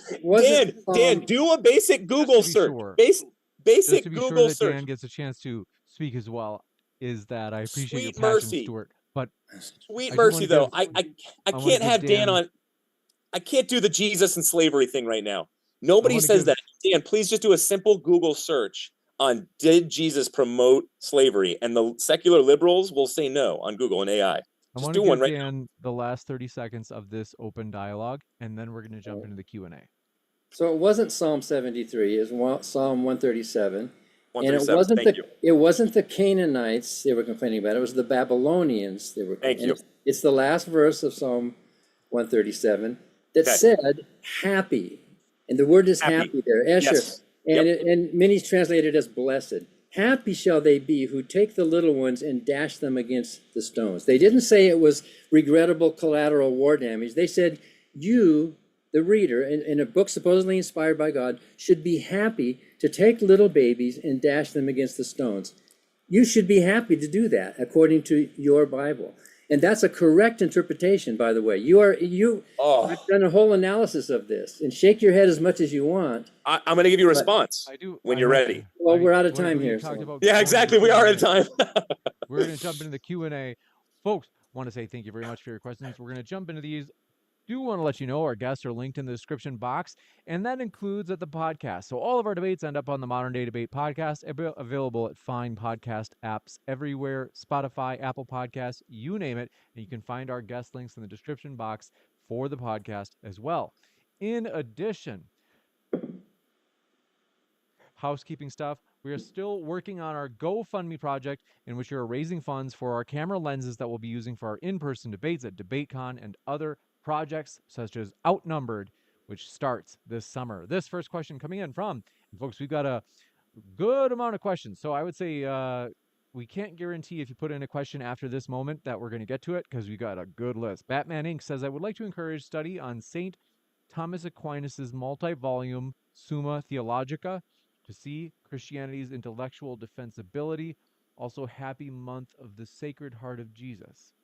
Okay, it's more of a plug, but Bite Me XD says, Stuart, your father Cliffe's abuse. Let's see.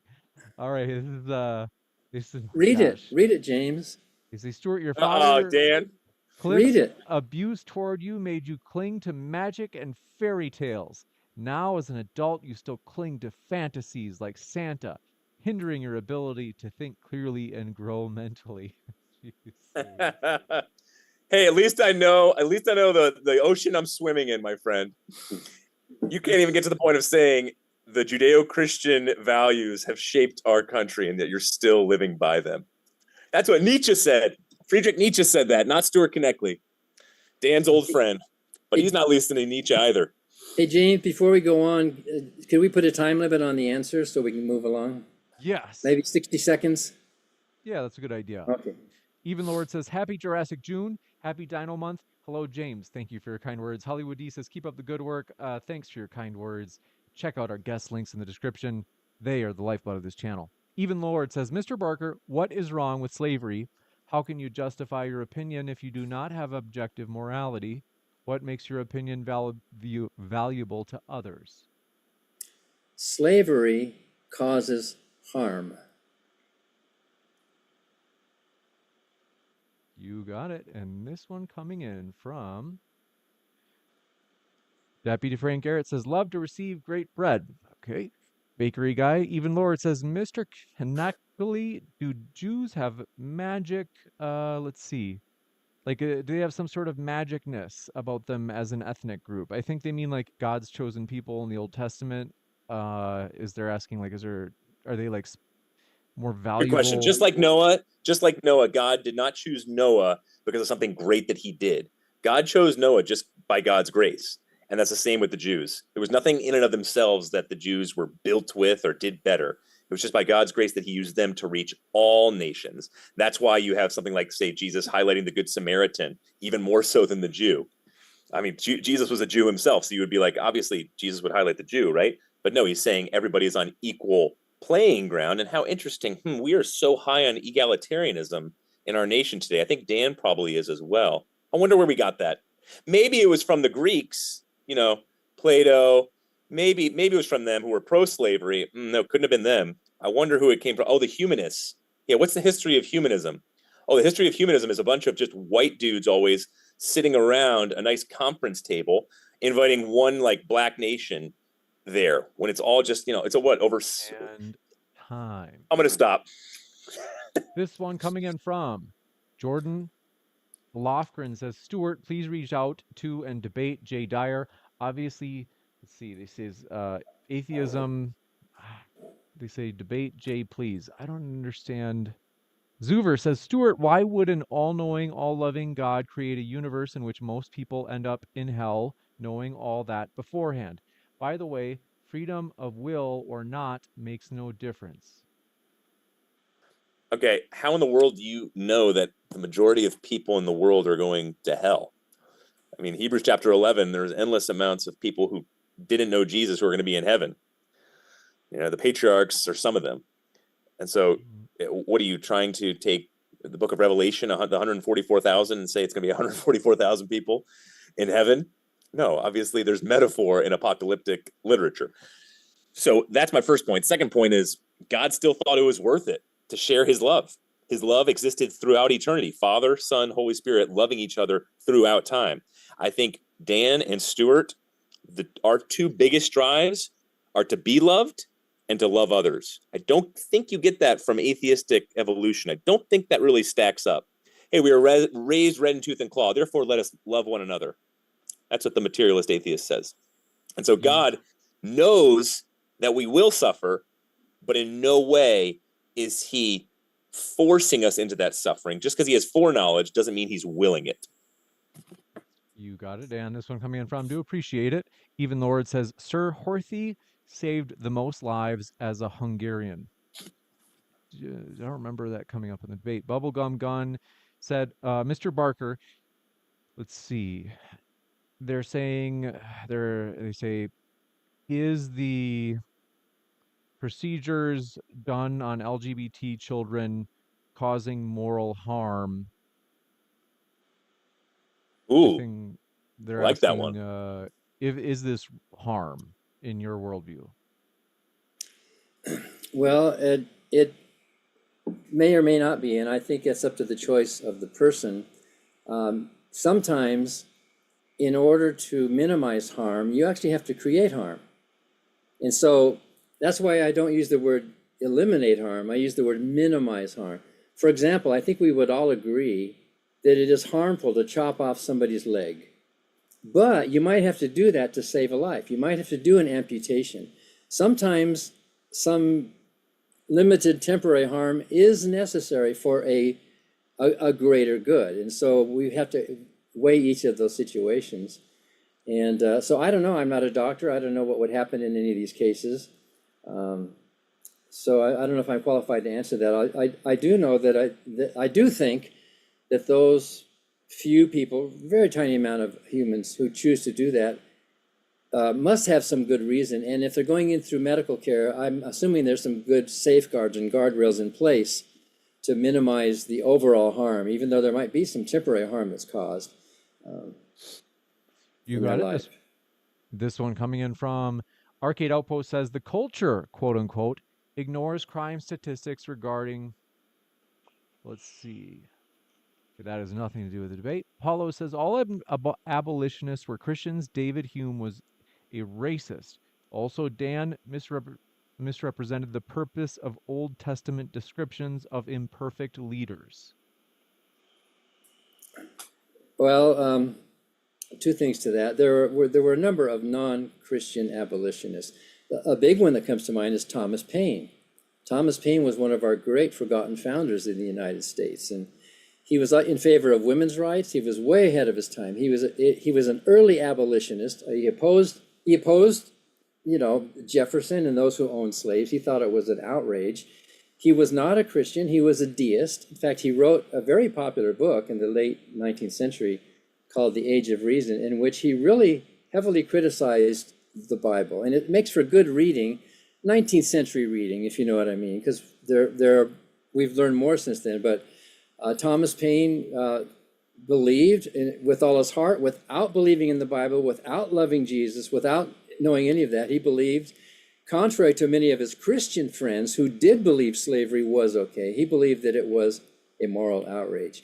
And the Hungarian thing was that atheist in Auschwitz that I was talking about. I wish I could remember the name of the book.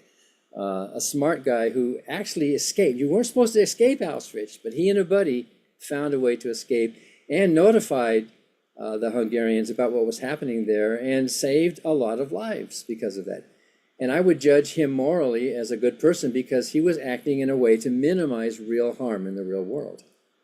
You got it? But it was up to him. He ought not to should have done that. It was just up to him. Because you used those words a second ago.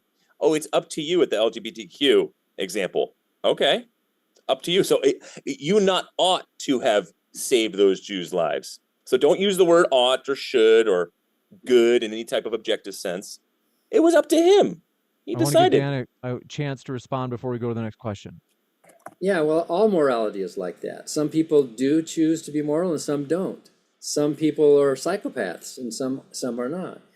And there is no such thing as an ought. There is no moral ought. An ought is only the second half of a conditional sentence. If we wish to live in a world with less harm, then we ought to act in ways to minimize it. The ought is not some transcendent thing coming down from above. It's practical, it's sensible, it's natural, it's rational. This one coming in from Apollos Christian Apologetics says, no serious philosopher, including atheist philosophers, think of, quote, lack of belief as not being belief. They say burden of proof assumes dialectical egalitarianism, but actual philosophers say there are valid arguments from ignorance. There are some atheists who are positive atheists. In fact, there's a society called, I think it's called the Disproof Society of Atheists, who actually claim they have disproved the existence of God. And in their case, you might call them hard capital A atheists. In their case, they are asserting a burden of proof. They think they can actually prove God does not exist. And they have some amazing arguments. Most atheists, though, are lowercase a, not positive, but just intrinsic atheists. In fact, a lot of them don't even use the word atheist. They just don't believe in a God. In fact, the composer Verdi was a lifelong anti-clerical atheist, and his wife was interviewed by the press once saying, my husband is such a good man, he's so generous, and he doesn't even believe in God, but I don't think he's an atheist. She was confused, and I think a lot of philosophers are confused. There are philosophers, what's his name, who just died last year, there's Gordon Stein, and there are many atheistic, agnostic writers in histories who do define atheism as the absence of belief.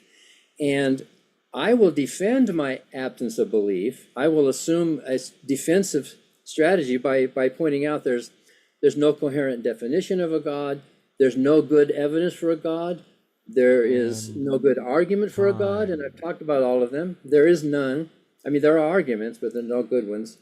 There is no agreement among believers in this God about his moral principles or his nature.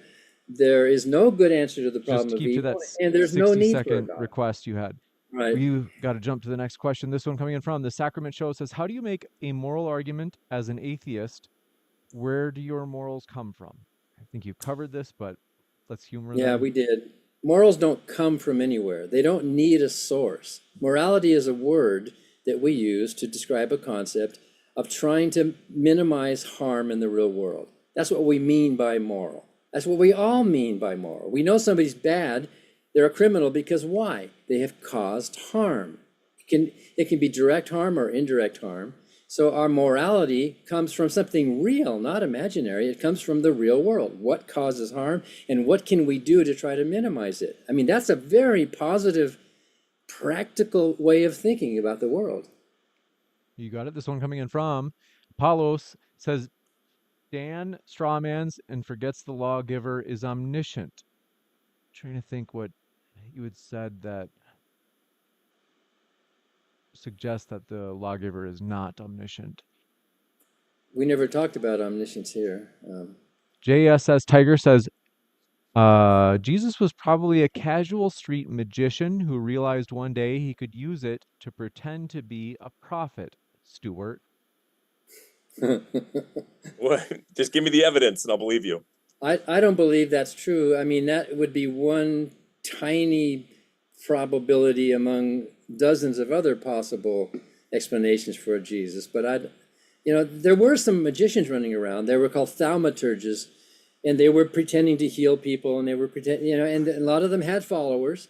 So it's possible, I doubt it, it's possible that Jesus was one of those guys. But fine, Dan. That was my question, so I'm going to finish this one. It's interesting how. So I was talking to this recent historian, new buddy of mine now. He did his work at Yale and Harvard, and he's at Fairfield now, and he's going around. Peter J. Williams is supporting a lot of his work, and he's doing a great job going around different Ivies right now. And he's coming out with a Oxford Press book on Josephus. And it's fascinating how, how a lot of Christians have been the ones pegged for having tinkered with Josephus's work, but a lot of Josephus's style about what he's talking about Jesus actually fits.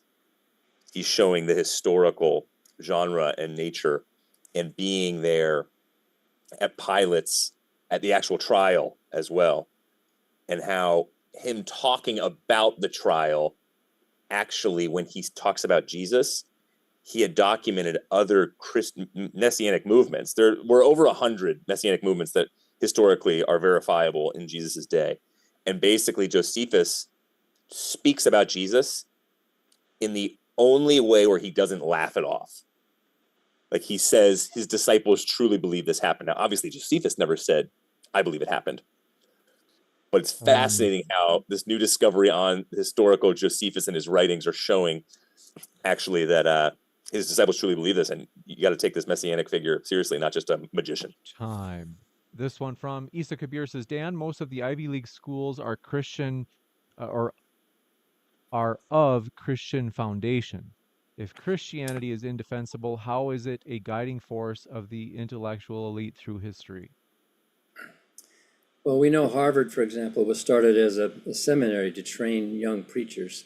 So that's true. It started off in a Christian tradition, but very quickly outgrew that, and now is a college of liberal arts. It's not a Christian university anymore. And of course, a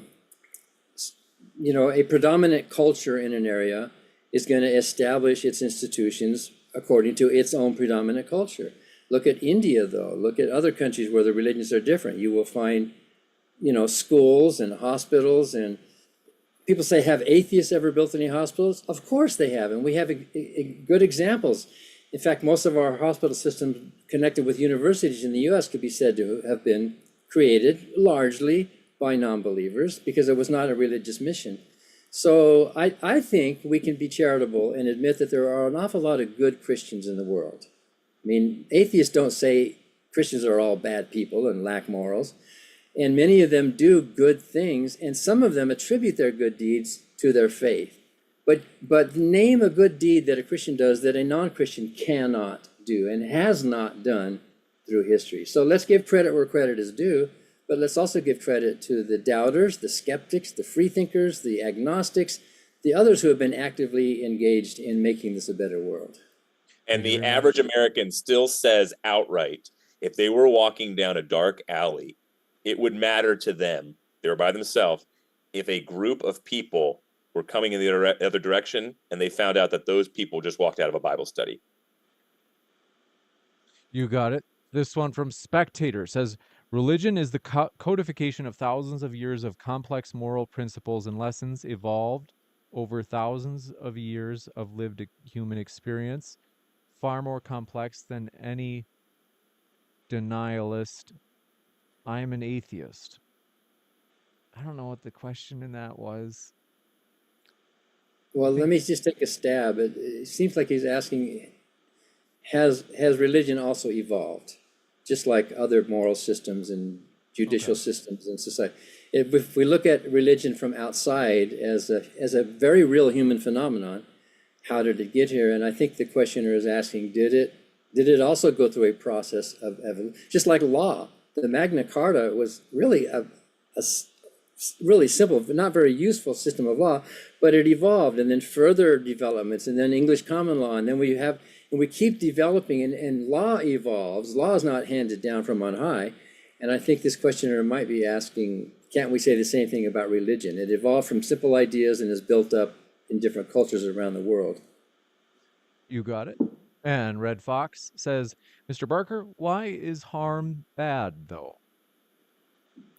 Harm is bad because it compromises the ability of our organism to function as it should or as we want it to. So if my arm is cut off, I am less able to do what I would do. If I'm killed, of course, I'm less able. If I'm sick, I am less able to function. Every single organism in the world has evolved adaptations and strategies and instincts to avoid harm. The birds that come to the bird feeder outside our building at work, when they see an unfamiliar shape, they all fly away. They don't know if it's dangerous or not. They don't know that it's me who wants to look at them. They evolved that natural instinct because over time that helped that species to evolve. So we all have those instincts. We all have them. Plus we have an additional rational ability to weigh the consequences of our actions and maybe not act instinctively in some cases. So harm, I mean, you know what harm is. We all know what harm is. We don't like it. We don't want it. We try to avoid it. Unless you're some kind of a sadomasochistic, mentally compromised person, most of us try to live our lives in such a way that we avoid as much harm as possible. That's just natural. That's real. You got it. Batman Inc. says, Mr. Barker, in Psalm 137, verse 8, it says, quote, O daughter of Babylon, doomed to be destroyed, blessed shall he be who repays you with what you have done to us. And then it says also, abortion causes harm. Is abortion wrong by that logic? Well, if you keep reading into verse 9, it then says, blessed. In other words, the Israelites in captivity were really pissed off that they couldn't go back to their temple to worship, as if they couldn't worship anywhere in the world. They had to be in their temple to worship. And the Babylonians treated them badly. And they were mad. And that psalmist was justifiably angry. I think so. There's a lot of anger in that verse. But what that psalmist says wasn't turn the other cheek and be kind and gentle. The psalmist said, just like verse 8, the psalmist said then, whoever wrote that, it wasn't David, but whoever wrote it, blessed are those who take the Babylonian babies and dash them against the rocks. Those babies are innocent. And yet the psalmist, supposedly the word of God that Christians revere, said, blessed or happy, you can translate it either way, happy shall be the one who takes those babies and picks them up and dashes them against the rock. Could you do that? Stuart couldn't do that. I wouldn't do that. But the Bible said you should be happy to do that. You got it. Did God say that? Yes. If it's the word No, of God. God never said that. Hold on one sec. I don't want to go off top. I don't want to go down this rabbit hole too much because they also have that second part of their question about, they say abortion causes harm. Is abortion wrong by that logic? It was David, by the way. You countered me and saying it wasn't David. It was David, by the way. Just keeping you honest. King David. David wrote during the time of the Babylonian captivity. David. People thought it was Jeremiah, but then switched it. And David was alive during the time of the Babylonian captivity? I just read that right now from the commentary. Really? Boy, how long did he live then? This verse, according to the Septuagint, for David. Oh, so for David by Jeremiah in the captivity. Yeah. It was Jeremiah. You're right. Yeah, so but that for was David. That was the Septuagint Greek translation, and they were guessing when they translated. For David, not by David. Yeah. Yeah, exactly. And Jeremiah was not in Babylon either. Jeremiah was not in captive, but who knows if Jeremiah wrote it or not. But you softened it so hard, though. You softened it so hard. Like, they were swept into captivity. You were like, they were just annoyed with the Babylonians. Like, come on, Dan. Yeah, but still. Hey, stronger than that. Even then, assume the worst. Assume the worst. Should you be happy to dash babies? No serious commentator that I know has said that that's actually God saying, go grab a baby and bash. Like that's just a really bad example. Use a slavery example. No good commentator I've heard has said that. Well, most of the defenses I've heard about it are that this was the personal expression of the psalmist and not God's word. But in that case, every single word in the Bible was written by a human being with some kind of an agenda, right? We should discount it all then as not the word of God. I want to be sure we get to this part of the question. They say also abortion causes harm. Is abortion wrong by that logic? So overall, most of the time, I believe abortion does not cause harm. If you're looking at the mother's life and the mother's future, I've worked for a long time with the Women's Medical Fund, which raises money to help poor women pay for abortions. And I had to take the phone call in Spanish one time, and this young woman was 19 years old. She had 3 children. Her husband was in jail. She was living in her mother's apartment, and her mother was just about to be evicted. And she said, I can't be pregnant. I just can't. I love my kids. I'm struggling to provide for them. So we raised money to help her get that abortion, which was a positive blessing in her life. That fetus was not a human being. It was not a person. And it was that pregnancy that she did not want and did not ask for was causing harm in her life. So on balance, sure. I mean, you know, I don't, at some point there might be some pain, you know, when the operation happens. But in the big picture, you are a moral person if you are acting with the intention of minimizing overall harm. So in most cases, of course, I think abortion is, if I can use the word that Ann Gaylor used, it's a blessing in most women's lives who ask for it. This one coming in from JSS Tiger says, God told Adam and Eve to stay away from the tree of knowledge of good and evil. He wanted his brainwashed creation to not look for truth. Stuart.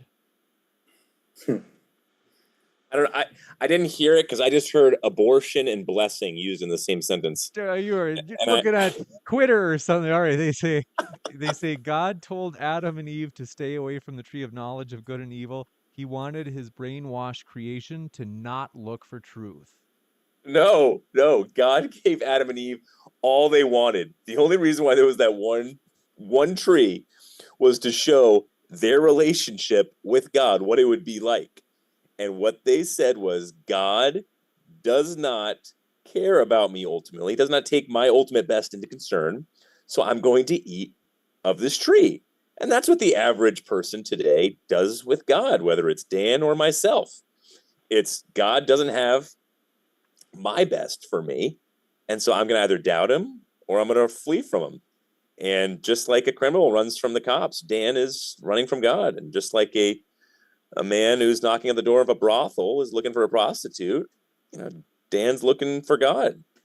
And we all are, and we're all dirty, rotten sinners, Dan. But I agree with Sigmund Freud, who was definitely not a Christian, but I agree with him when he talked about the id, the ego, and the superego. And he'd say Dan Barker and Stuart Knechtle both have an id, an ego, and a superego. We are dirty, rotten sinners, while at the same time created in God's image and loved more than we could ever imagine. This one coming in from, do appreciate it, Red Fox, and we've only got 2 more questions left. So, folks, please don't ask any more questions. We cannot read them after these last 2. We've got to go to the closings. This one, they say, Mr. Barker, a society cannot function without shared moral norms.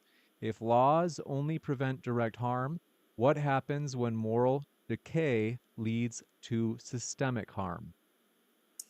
Well, then we have a catastrophe. We have a you know, dissolved society. And it's a good thing that there are enough people who do respect the rule of law in our country and many countries that we try to adhere to. Unlike many current conservative Christians who, in their voting patterns, who don't seem to respect the rule of law, we need to jealously guard that. We need to keep on top of it. We need to make sure that our systems and our policies are for the common good. They are to minimize harm. They are to protect society from it. And if it falls apart, well, then it falls apart. And it's happened, you know, it's happened before, and it's happened in religious communities as well. This transcendent source of morals isn't helping a thing. We have natural human instincts, and that's what we're trying to battle. Some people just have bad instincts or bad desires or bad brains. Some people even have tumors in their brains. And so yeah, and you're not going to get it from a God, not from the God of the Bible. What we're going to get it from is with really more advanced enlightenment principles of true human justice that treats everybody the same and also respects. You don't see any of that kind of justice in the Bible. You just see retributive divine justice and divine punishment. You don't see deliberation. You don't see humanistic values. You don't, you know, the Ten Commandments says thou shalt not kill, but it doesn't give any subtlety. It doesn't provide any real law there. So I guess I agree with the questioner that without a dedicated focus on keeping the system of law in place, societies can crumble. Yes.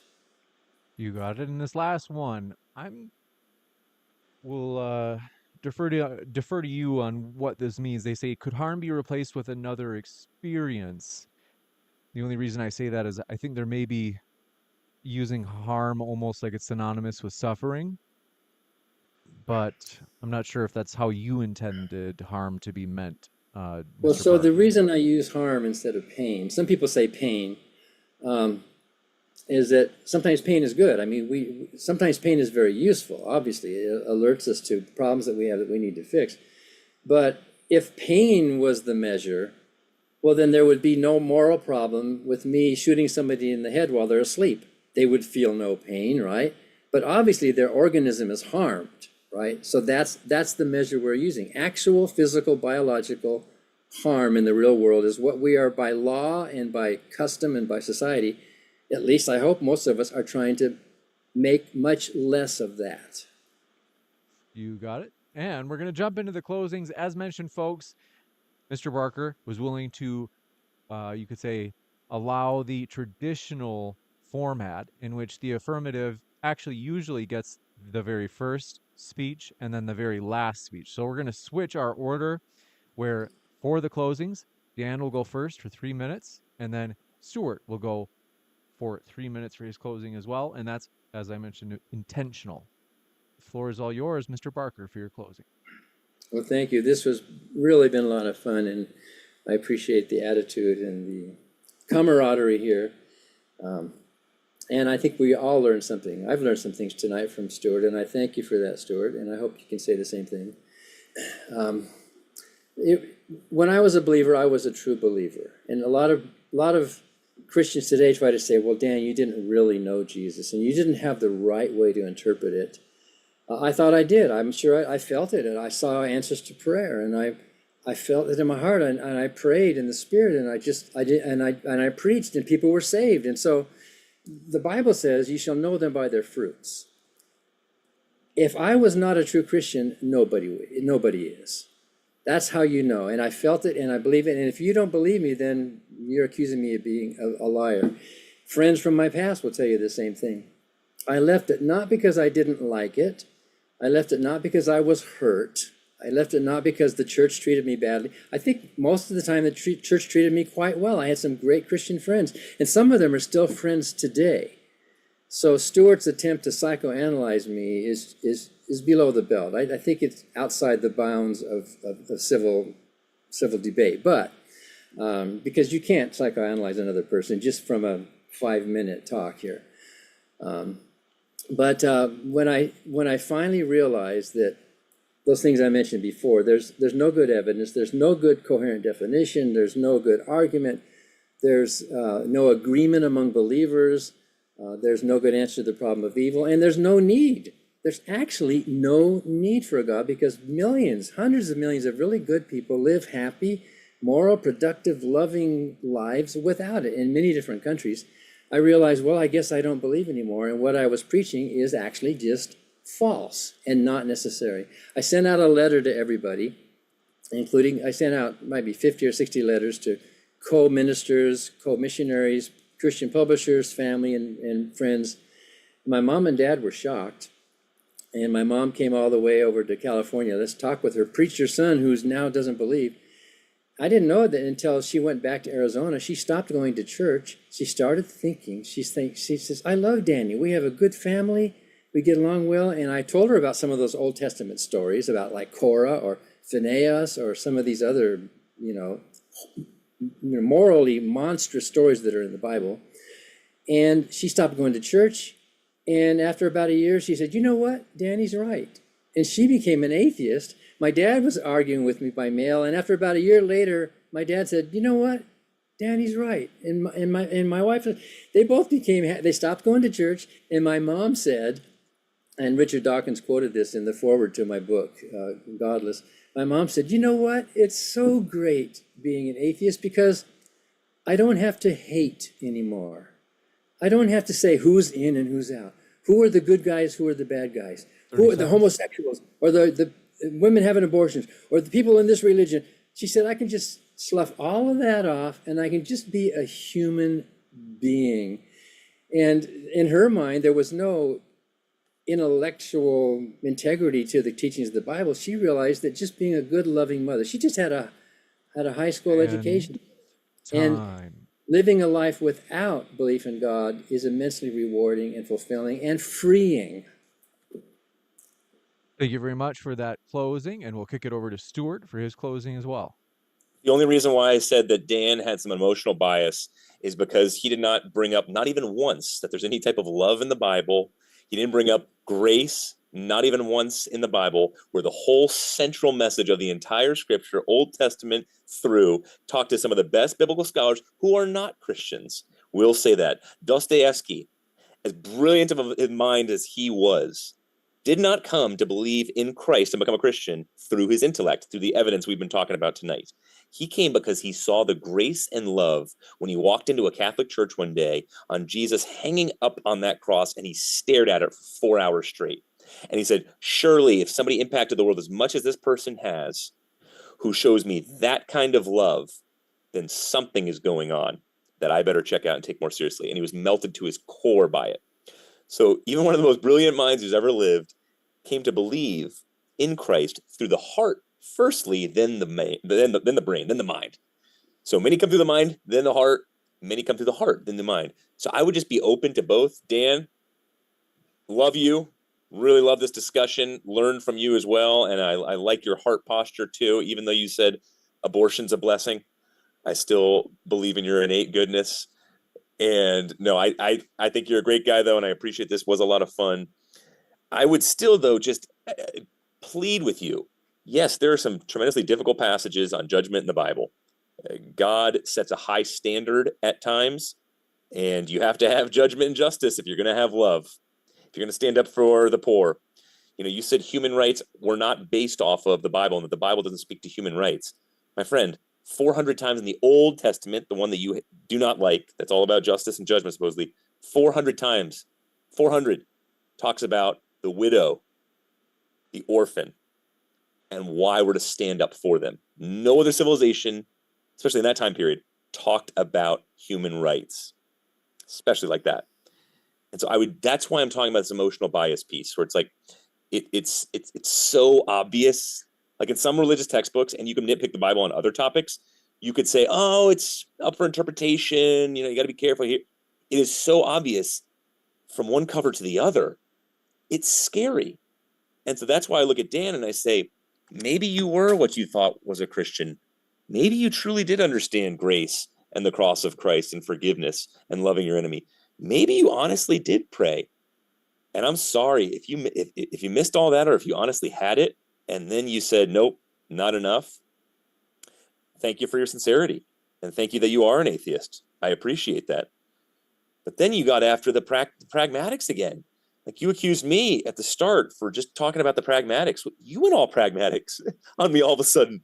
You said, we don't need a God and we don't need Jesus. And he didn't even seem this way. It's like, we're not here to talk about whether we need. We're talking about, is it the truth? Are we going to be in truth seekers or not?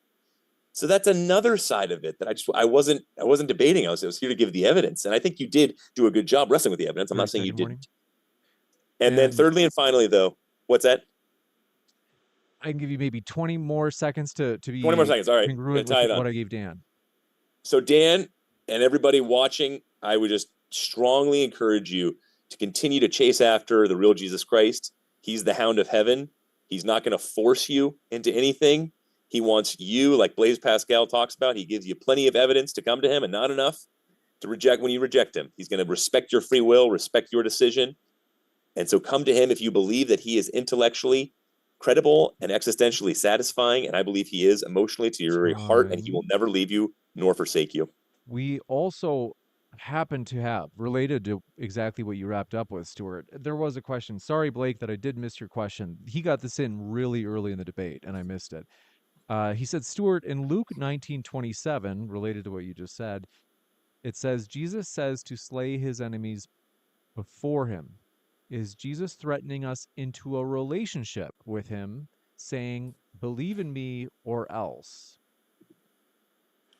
James, do you have that? I don't have that verse memorized. Let me look that up right now. Luke 19:27. And in ESV, it's, but as for those enemies of mine who did not want me to reign over them, bring them here and slaughter them before me. But let me look at the surrounding. So this was in the parable of the 10 minas. So it was in a parable that Jesus said that. So in other words, like Jesus said that while telling a story. Jesus wasn't saying to slay people as like hey guys, it's me, Jesus, slay people. Right. Exactly.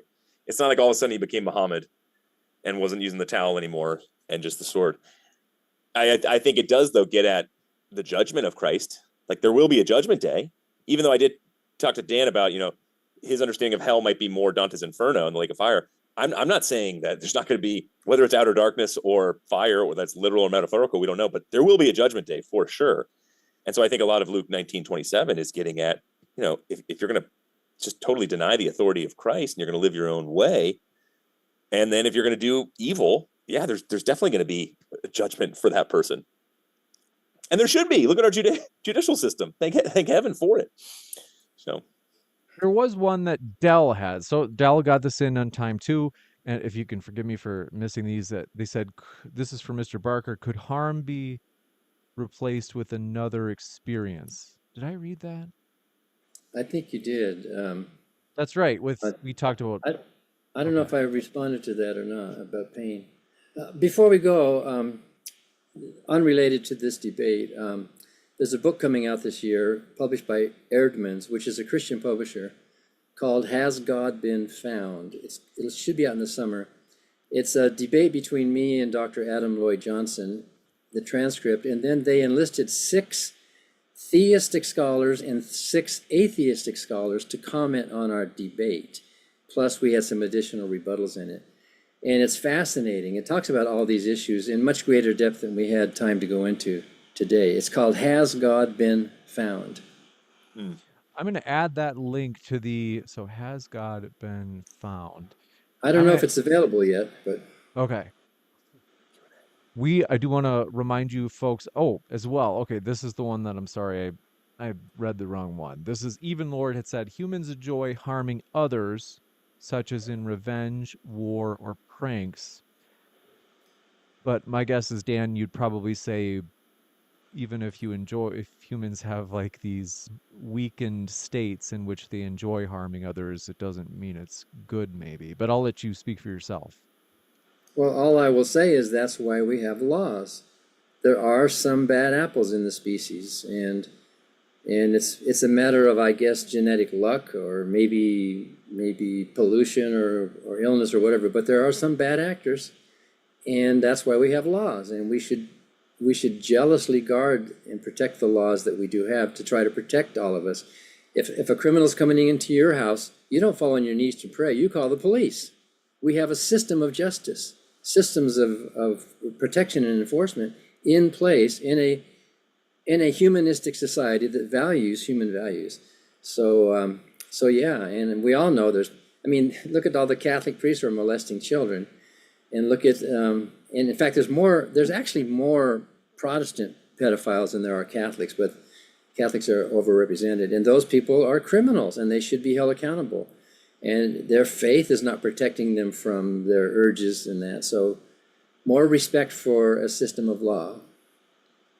You got it. With that, I want to say, folks, thank you very much for watching. And both of our guests are linked in the description box. Dan's and Stuart's links are there, as well as in the description box for the podcast. I highly encourage you folks, even if you disagree, and so you're like, well, I'm not going to check them out if I disagree. There's value in hearing their arguments straight from them. Namely, rather than hearing someone from your own group or tribe, like summarizing what the opposition says in their critiques, this is a great opportunity for you to hear it firsthand by checking out their links, even if you disagree. So we're going to let our speakers go, but want to say one last time, thank you very much, Mr. Barker and Stuart. It's been a true pleasure to have you. Thank you. Thank you, James. With that, folks, stick around. We'll be back in just a moment letting you know about upcoming debates. So I'll be back in just a moment. Thanks for being with us.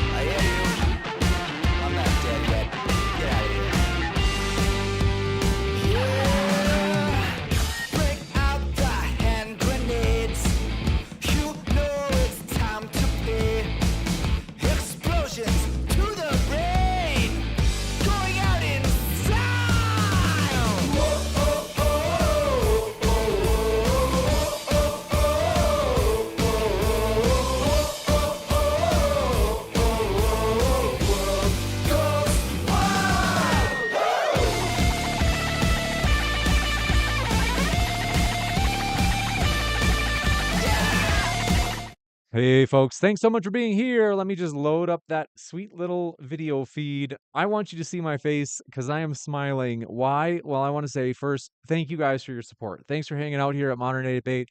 Whether you be Christian, atheist, Muslim, you name it, it is a contribution in a way, just you being here and voicing your opinion as people get to hear different perspectives. And so, let me just get this Zoom window open.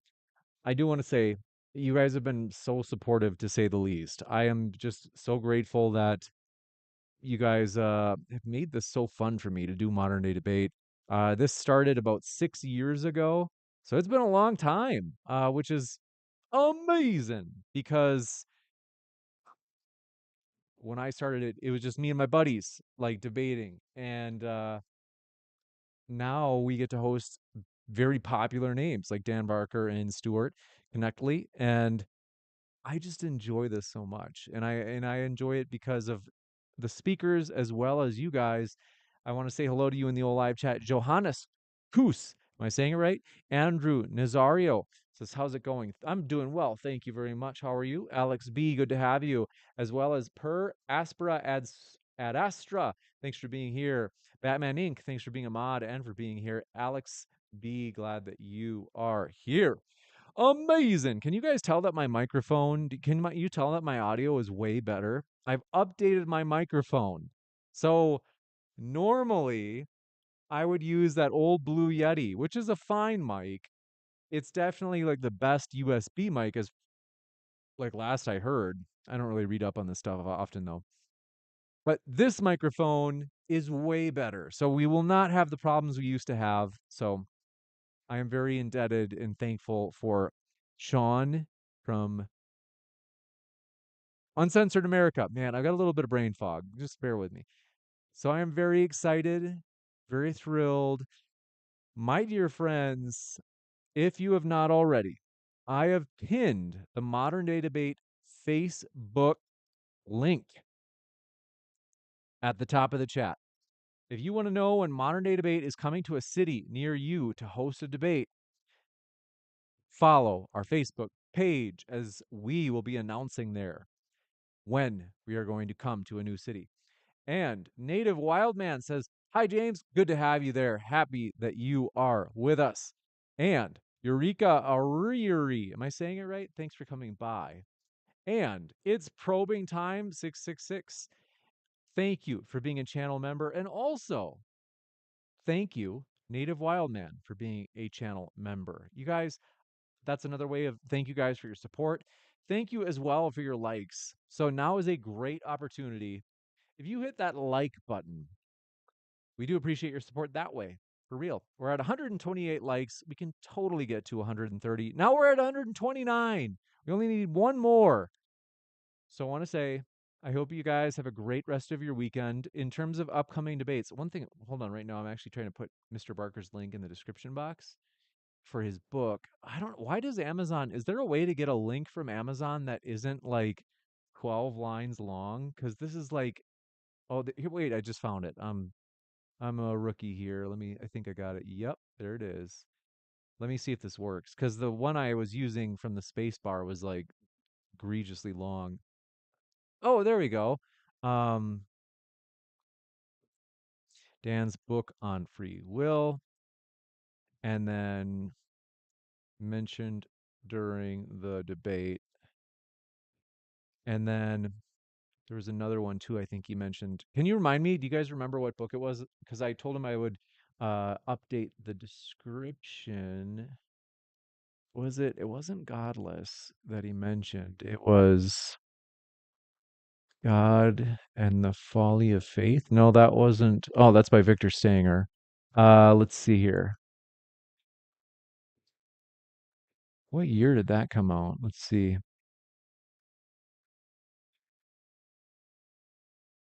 Wow, 2016. Holy smokes, time flies. Was it? It's Mere Morality. That's where. Okay. And I'm so glad I finally found the share page.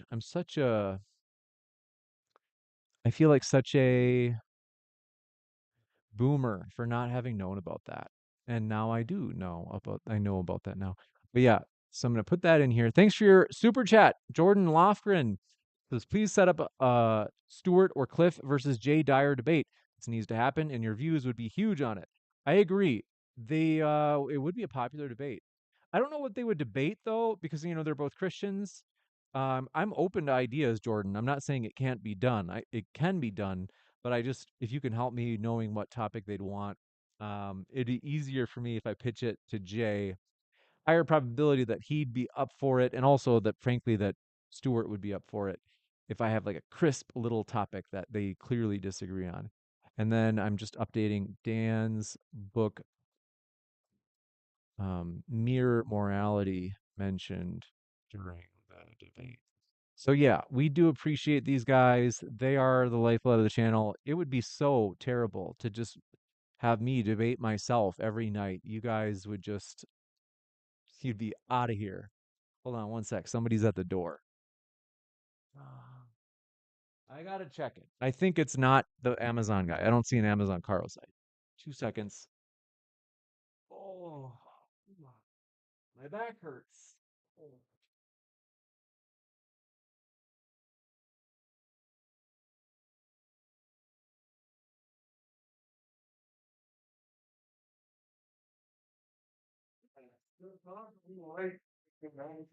Doesn't bother me. Seems a little bit. I have to go outside. Does it feel cool? Oh, man, you got 73. I'm very, right now, I'm still hot. How come? I think it's just because I'm wrapping up the hosting of a live stream right now. Why did you shut up? No, no, they can't hear you. It's all right. I'm gonna go out back for a bit, okay? You got it. All right. Thanks for your super chat. Jordan Lofgren says Orthodoxy versus Protestantism. I'm open to that. I mean, like, I don't know how open Stuart will be, but I am willing to ask. I don't think it's a bad idea. I know that it's popular on a lot of channels right now. Sorry, it's probably loud. This little thermometer. Uh, not trying to brag, but it's basically it was like a $5 thermometer on Amazon, and I use it when I go into my sauna. So I go into a sauna and I don't have a temperature like in the sauna. This is like one of those little tents. So it's like $60 on Amazon. And it's great, but I don't know how hot it gets because here in like Las Vegas it gets to be like 105, let's say. And I'm like, I don't know what the actual temperature is, and I don't want to cook my brain literally because it gets so hot. And then the humidity when you're pumping all that steam into the room. Anyway, I have to make sure my temperature stays around like 101, my internal core temp. But Damagoy Radman says, hi, greetings and blessings. Thank you. Appreciate your support. And exactly. Thanks for coming by. Thanks for let's see.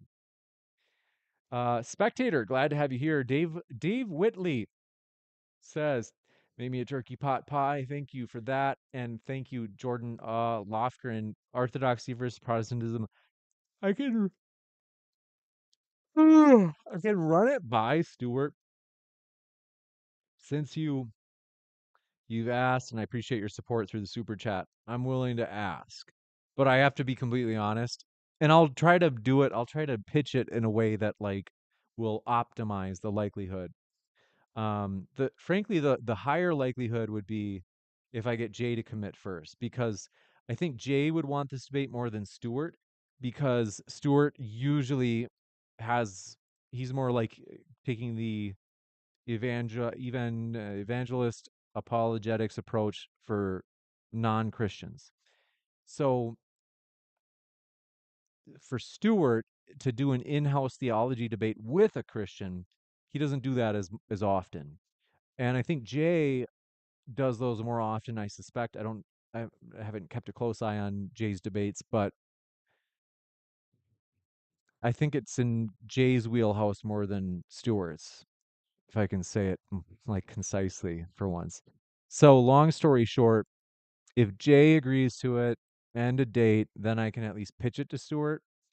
So we'll see if Jay responds, because a lot of times Jay just doesn't respond, and that's why I actually just don't really reach out to him anymore about debates. I'm willing to do it because you asked and because of your support, but I wouldn't get your hopes up super high just because Stuart. I don't know if Stuart's going to dig the topic. But yes, thank you for being here. I saw Nephilim Free in the live chat earlier, an old, like, longtime viewer, an old debater, because, Nephilim Free was one of our first debaters that we would have on. He was like a kind of a regular. Oh, there are all these cute dogs walking by outside. Alex B, happy to have you here, as well as my dear friends. Oh, yeah, yeah, I told you I'd talk about um, upcoming debates. So let me actually keep that promise. And I can tell you this. So Ryan will be hosting next week. So there is well, first on Thursday, Daniel will be taking on the feminist lady Malij, and she's a nice lady. That'll be on whether or not Muslim women need a guardian. So that's going to be controversial. And then Friday, I'm going to ask Andrew Wilson right now on Twitter if he'd be up for a debate with Professor on whether or not Trump is, I can't remember. Let me remember the exact topic. Oh, yeah, yeah. Let me just write this out to Andrew right now because I'm motivated when you guys are like watching me. Let's see. Um, Hey, just wanted to follow up and see if you had any interest in debating that Professor Dr. Chris Thompson on whether or not Trump has America's best interests at heart. Um, would this possibly interest you on Friday? So this would be about a week from today. This is like a potential debate, but Andrew right now has, oh, it's the 13th. Friday, June 13th at 8 p.m. Eastern. Andrew Wilson right now is like the hottest debater on the internet, so that he probably has so many opportunities uh, being offered to him right now that there's no guarantee about that debate happening next Friday at all, or even any date. But this one is confirmed. It's Craig who debated Andrew Wilson at DebateCon. That debate has already gotten like 200,000 views, very popular. Craig and Apollos will be debating is there evidence, or Christianity versus atheism, which has the evidence. That's going to be a juicy debate. So you don't want to miss that. Then the following Saturday, so this is 2 weeks from today, the the date is tentative, but a good old flat Earth versus globe Earth debate. It never dies; it just keeps coming back, and that'll be between Simon Ramos and ADHD Projects, and then late in the month. And by the way, starting on the 14th, I'll be traveling, like long distance travel, like global travel. So Ryan will be hosting for like an entire month. So if you guys can be kind to Ryan, he's a good kid. He really is. He's a kind person. I like Ryan a lot. He's a friend. And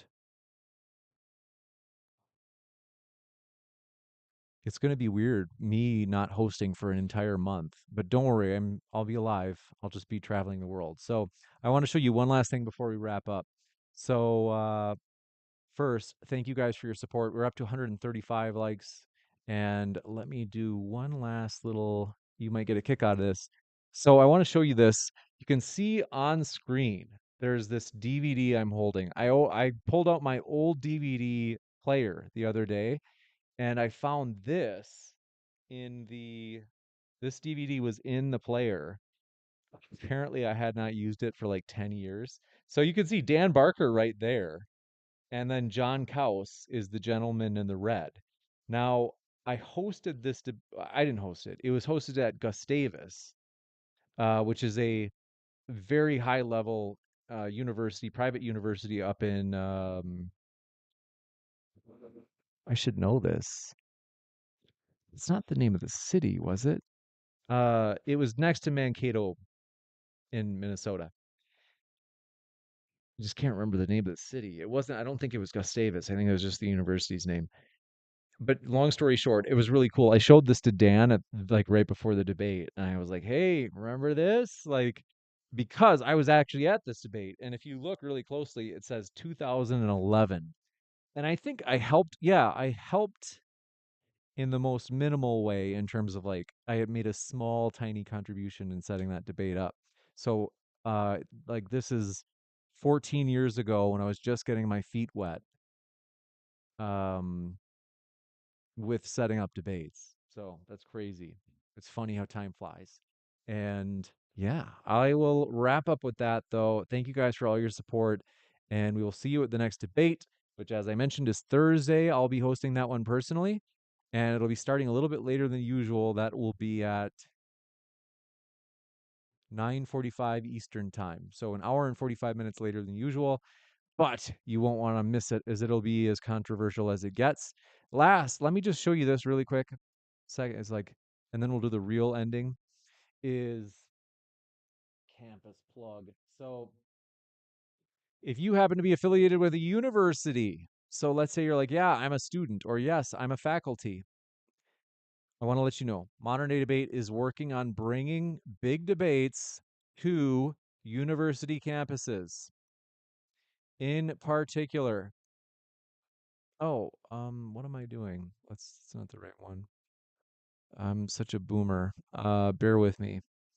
So, oh my gosh, 2 seconds, I'll show it to you. Is okay. I can tell. I know that this looks like I'm a boomer, and but give me a second to explain. All right. So let's see. Um, oh, yeah, there it goes. Okay. Oh. So if you look on screen right now, Modern Day Debate, we are basically connecting with universities to host debates on college campuses. There are two ways that we are going about doing this. One is if you already have a politics or philosophy or debate club at your university, if it's a university recognized club, that's one way.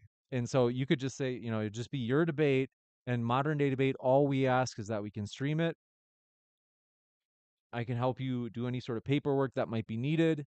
And it would be a massive event, namely a massive debate on your campus. It might also be a great way if you're a faculty member and you're like, hey, like this could help bring awareness of our university department that we want people to know about it. We want to kind of like recruit. Is let's say it's a master's program. You're like, yep, we are looking for strong master's students. This is a way you could promote your department. And if you're like, hey, I actually am not a part of a group, but I'm very motivated and I'd be interested in starting a modern day debate chapter, I'm open to that. And I would be helping you kind of set that up. So I do want to mention we are working on getting a presence at different universities. So you can see there in the little graphic, like there it is. Yes, like right up here. Like it's like I'm gonna grab it. Where is there we go. Um this way. Yeah, it's like hold on 2 seconds. This is an old joke from Conan O'Brien. It's like, oh no, hold on. What? 2 seconds. Oh, I see. That's what I have to do. Okay, so it's like this. Oh, I get it someday. Is let us know at moderndaydebate@gmail.com if you'd like to host a huge debate on your college campus. With that, thanks for your support. Spectator, thanks for your kind words. Have a good one as well. Human Girl, thanks for your kind support. And we will see you guys at the next one. Keep sifting out the reasonable from the unreasonable. Deputy Frank Garrett, 6'2", clean cut, masculine. Thank you for that. Let's see. Love to receive great bread. I loved reading that. It's a tremendous super chat. Thank you very much. See you at the next one, folks. And we appreciate your support.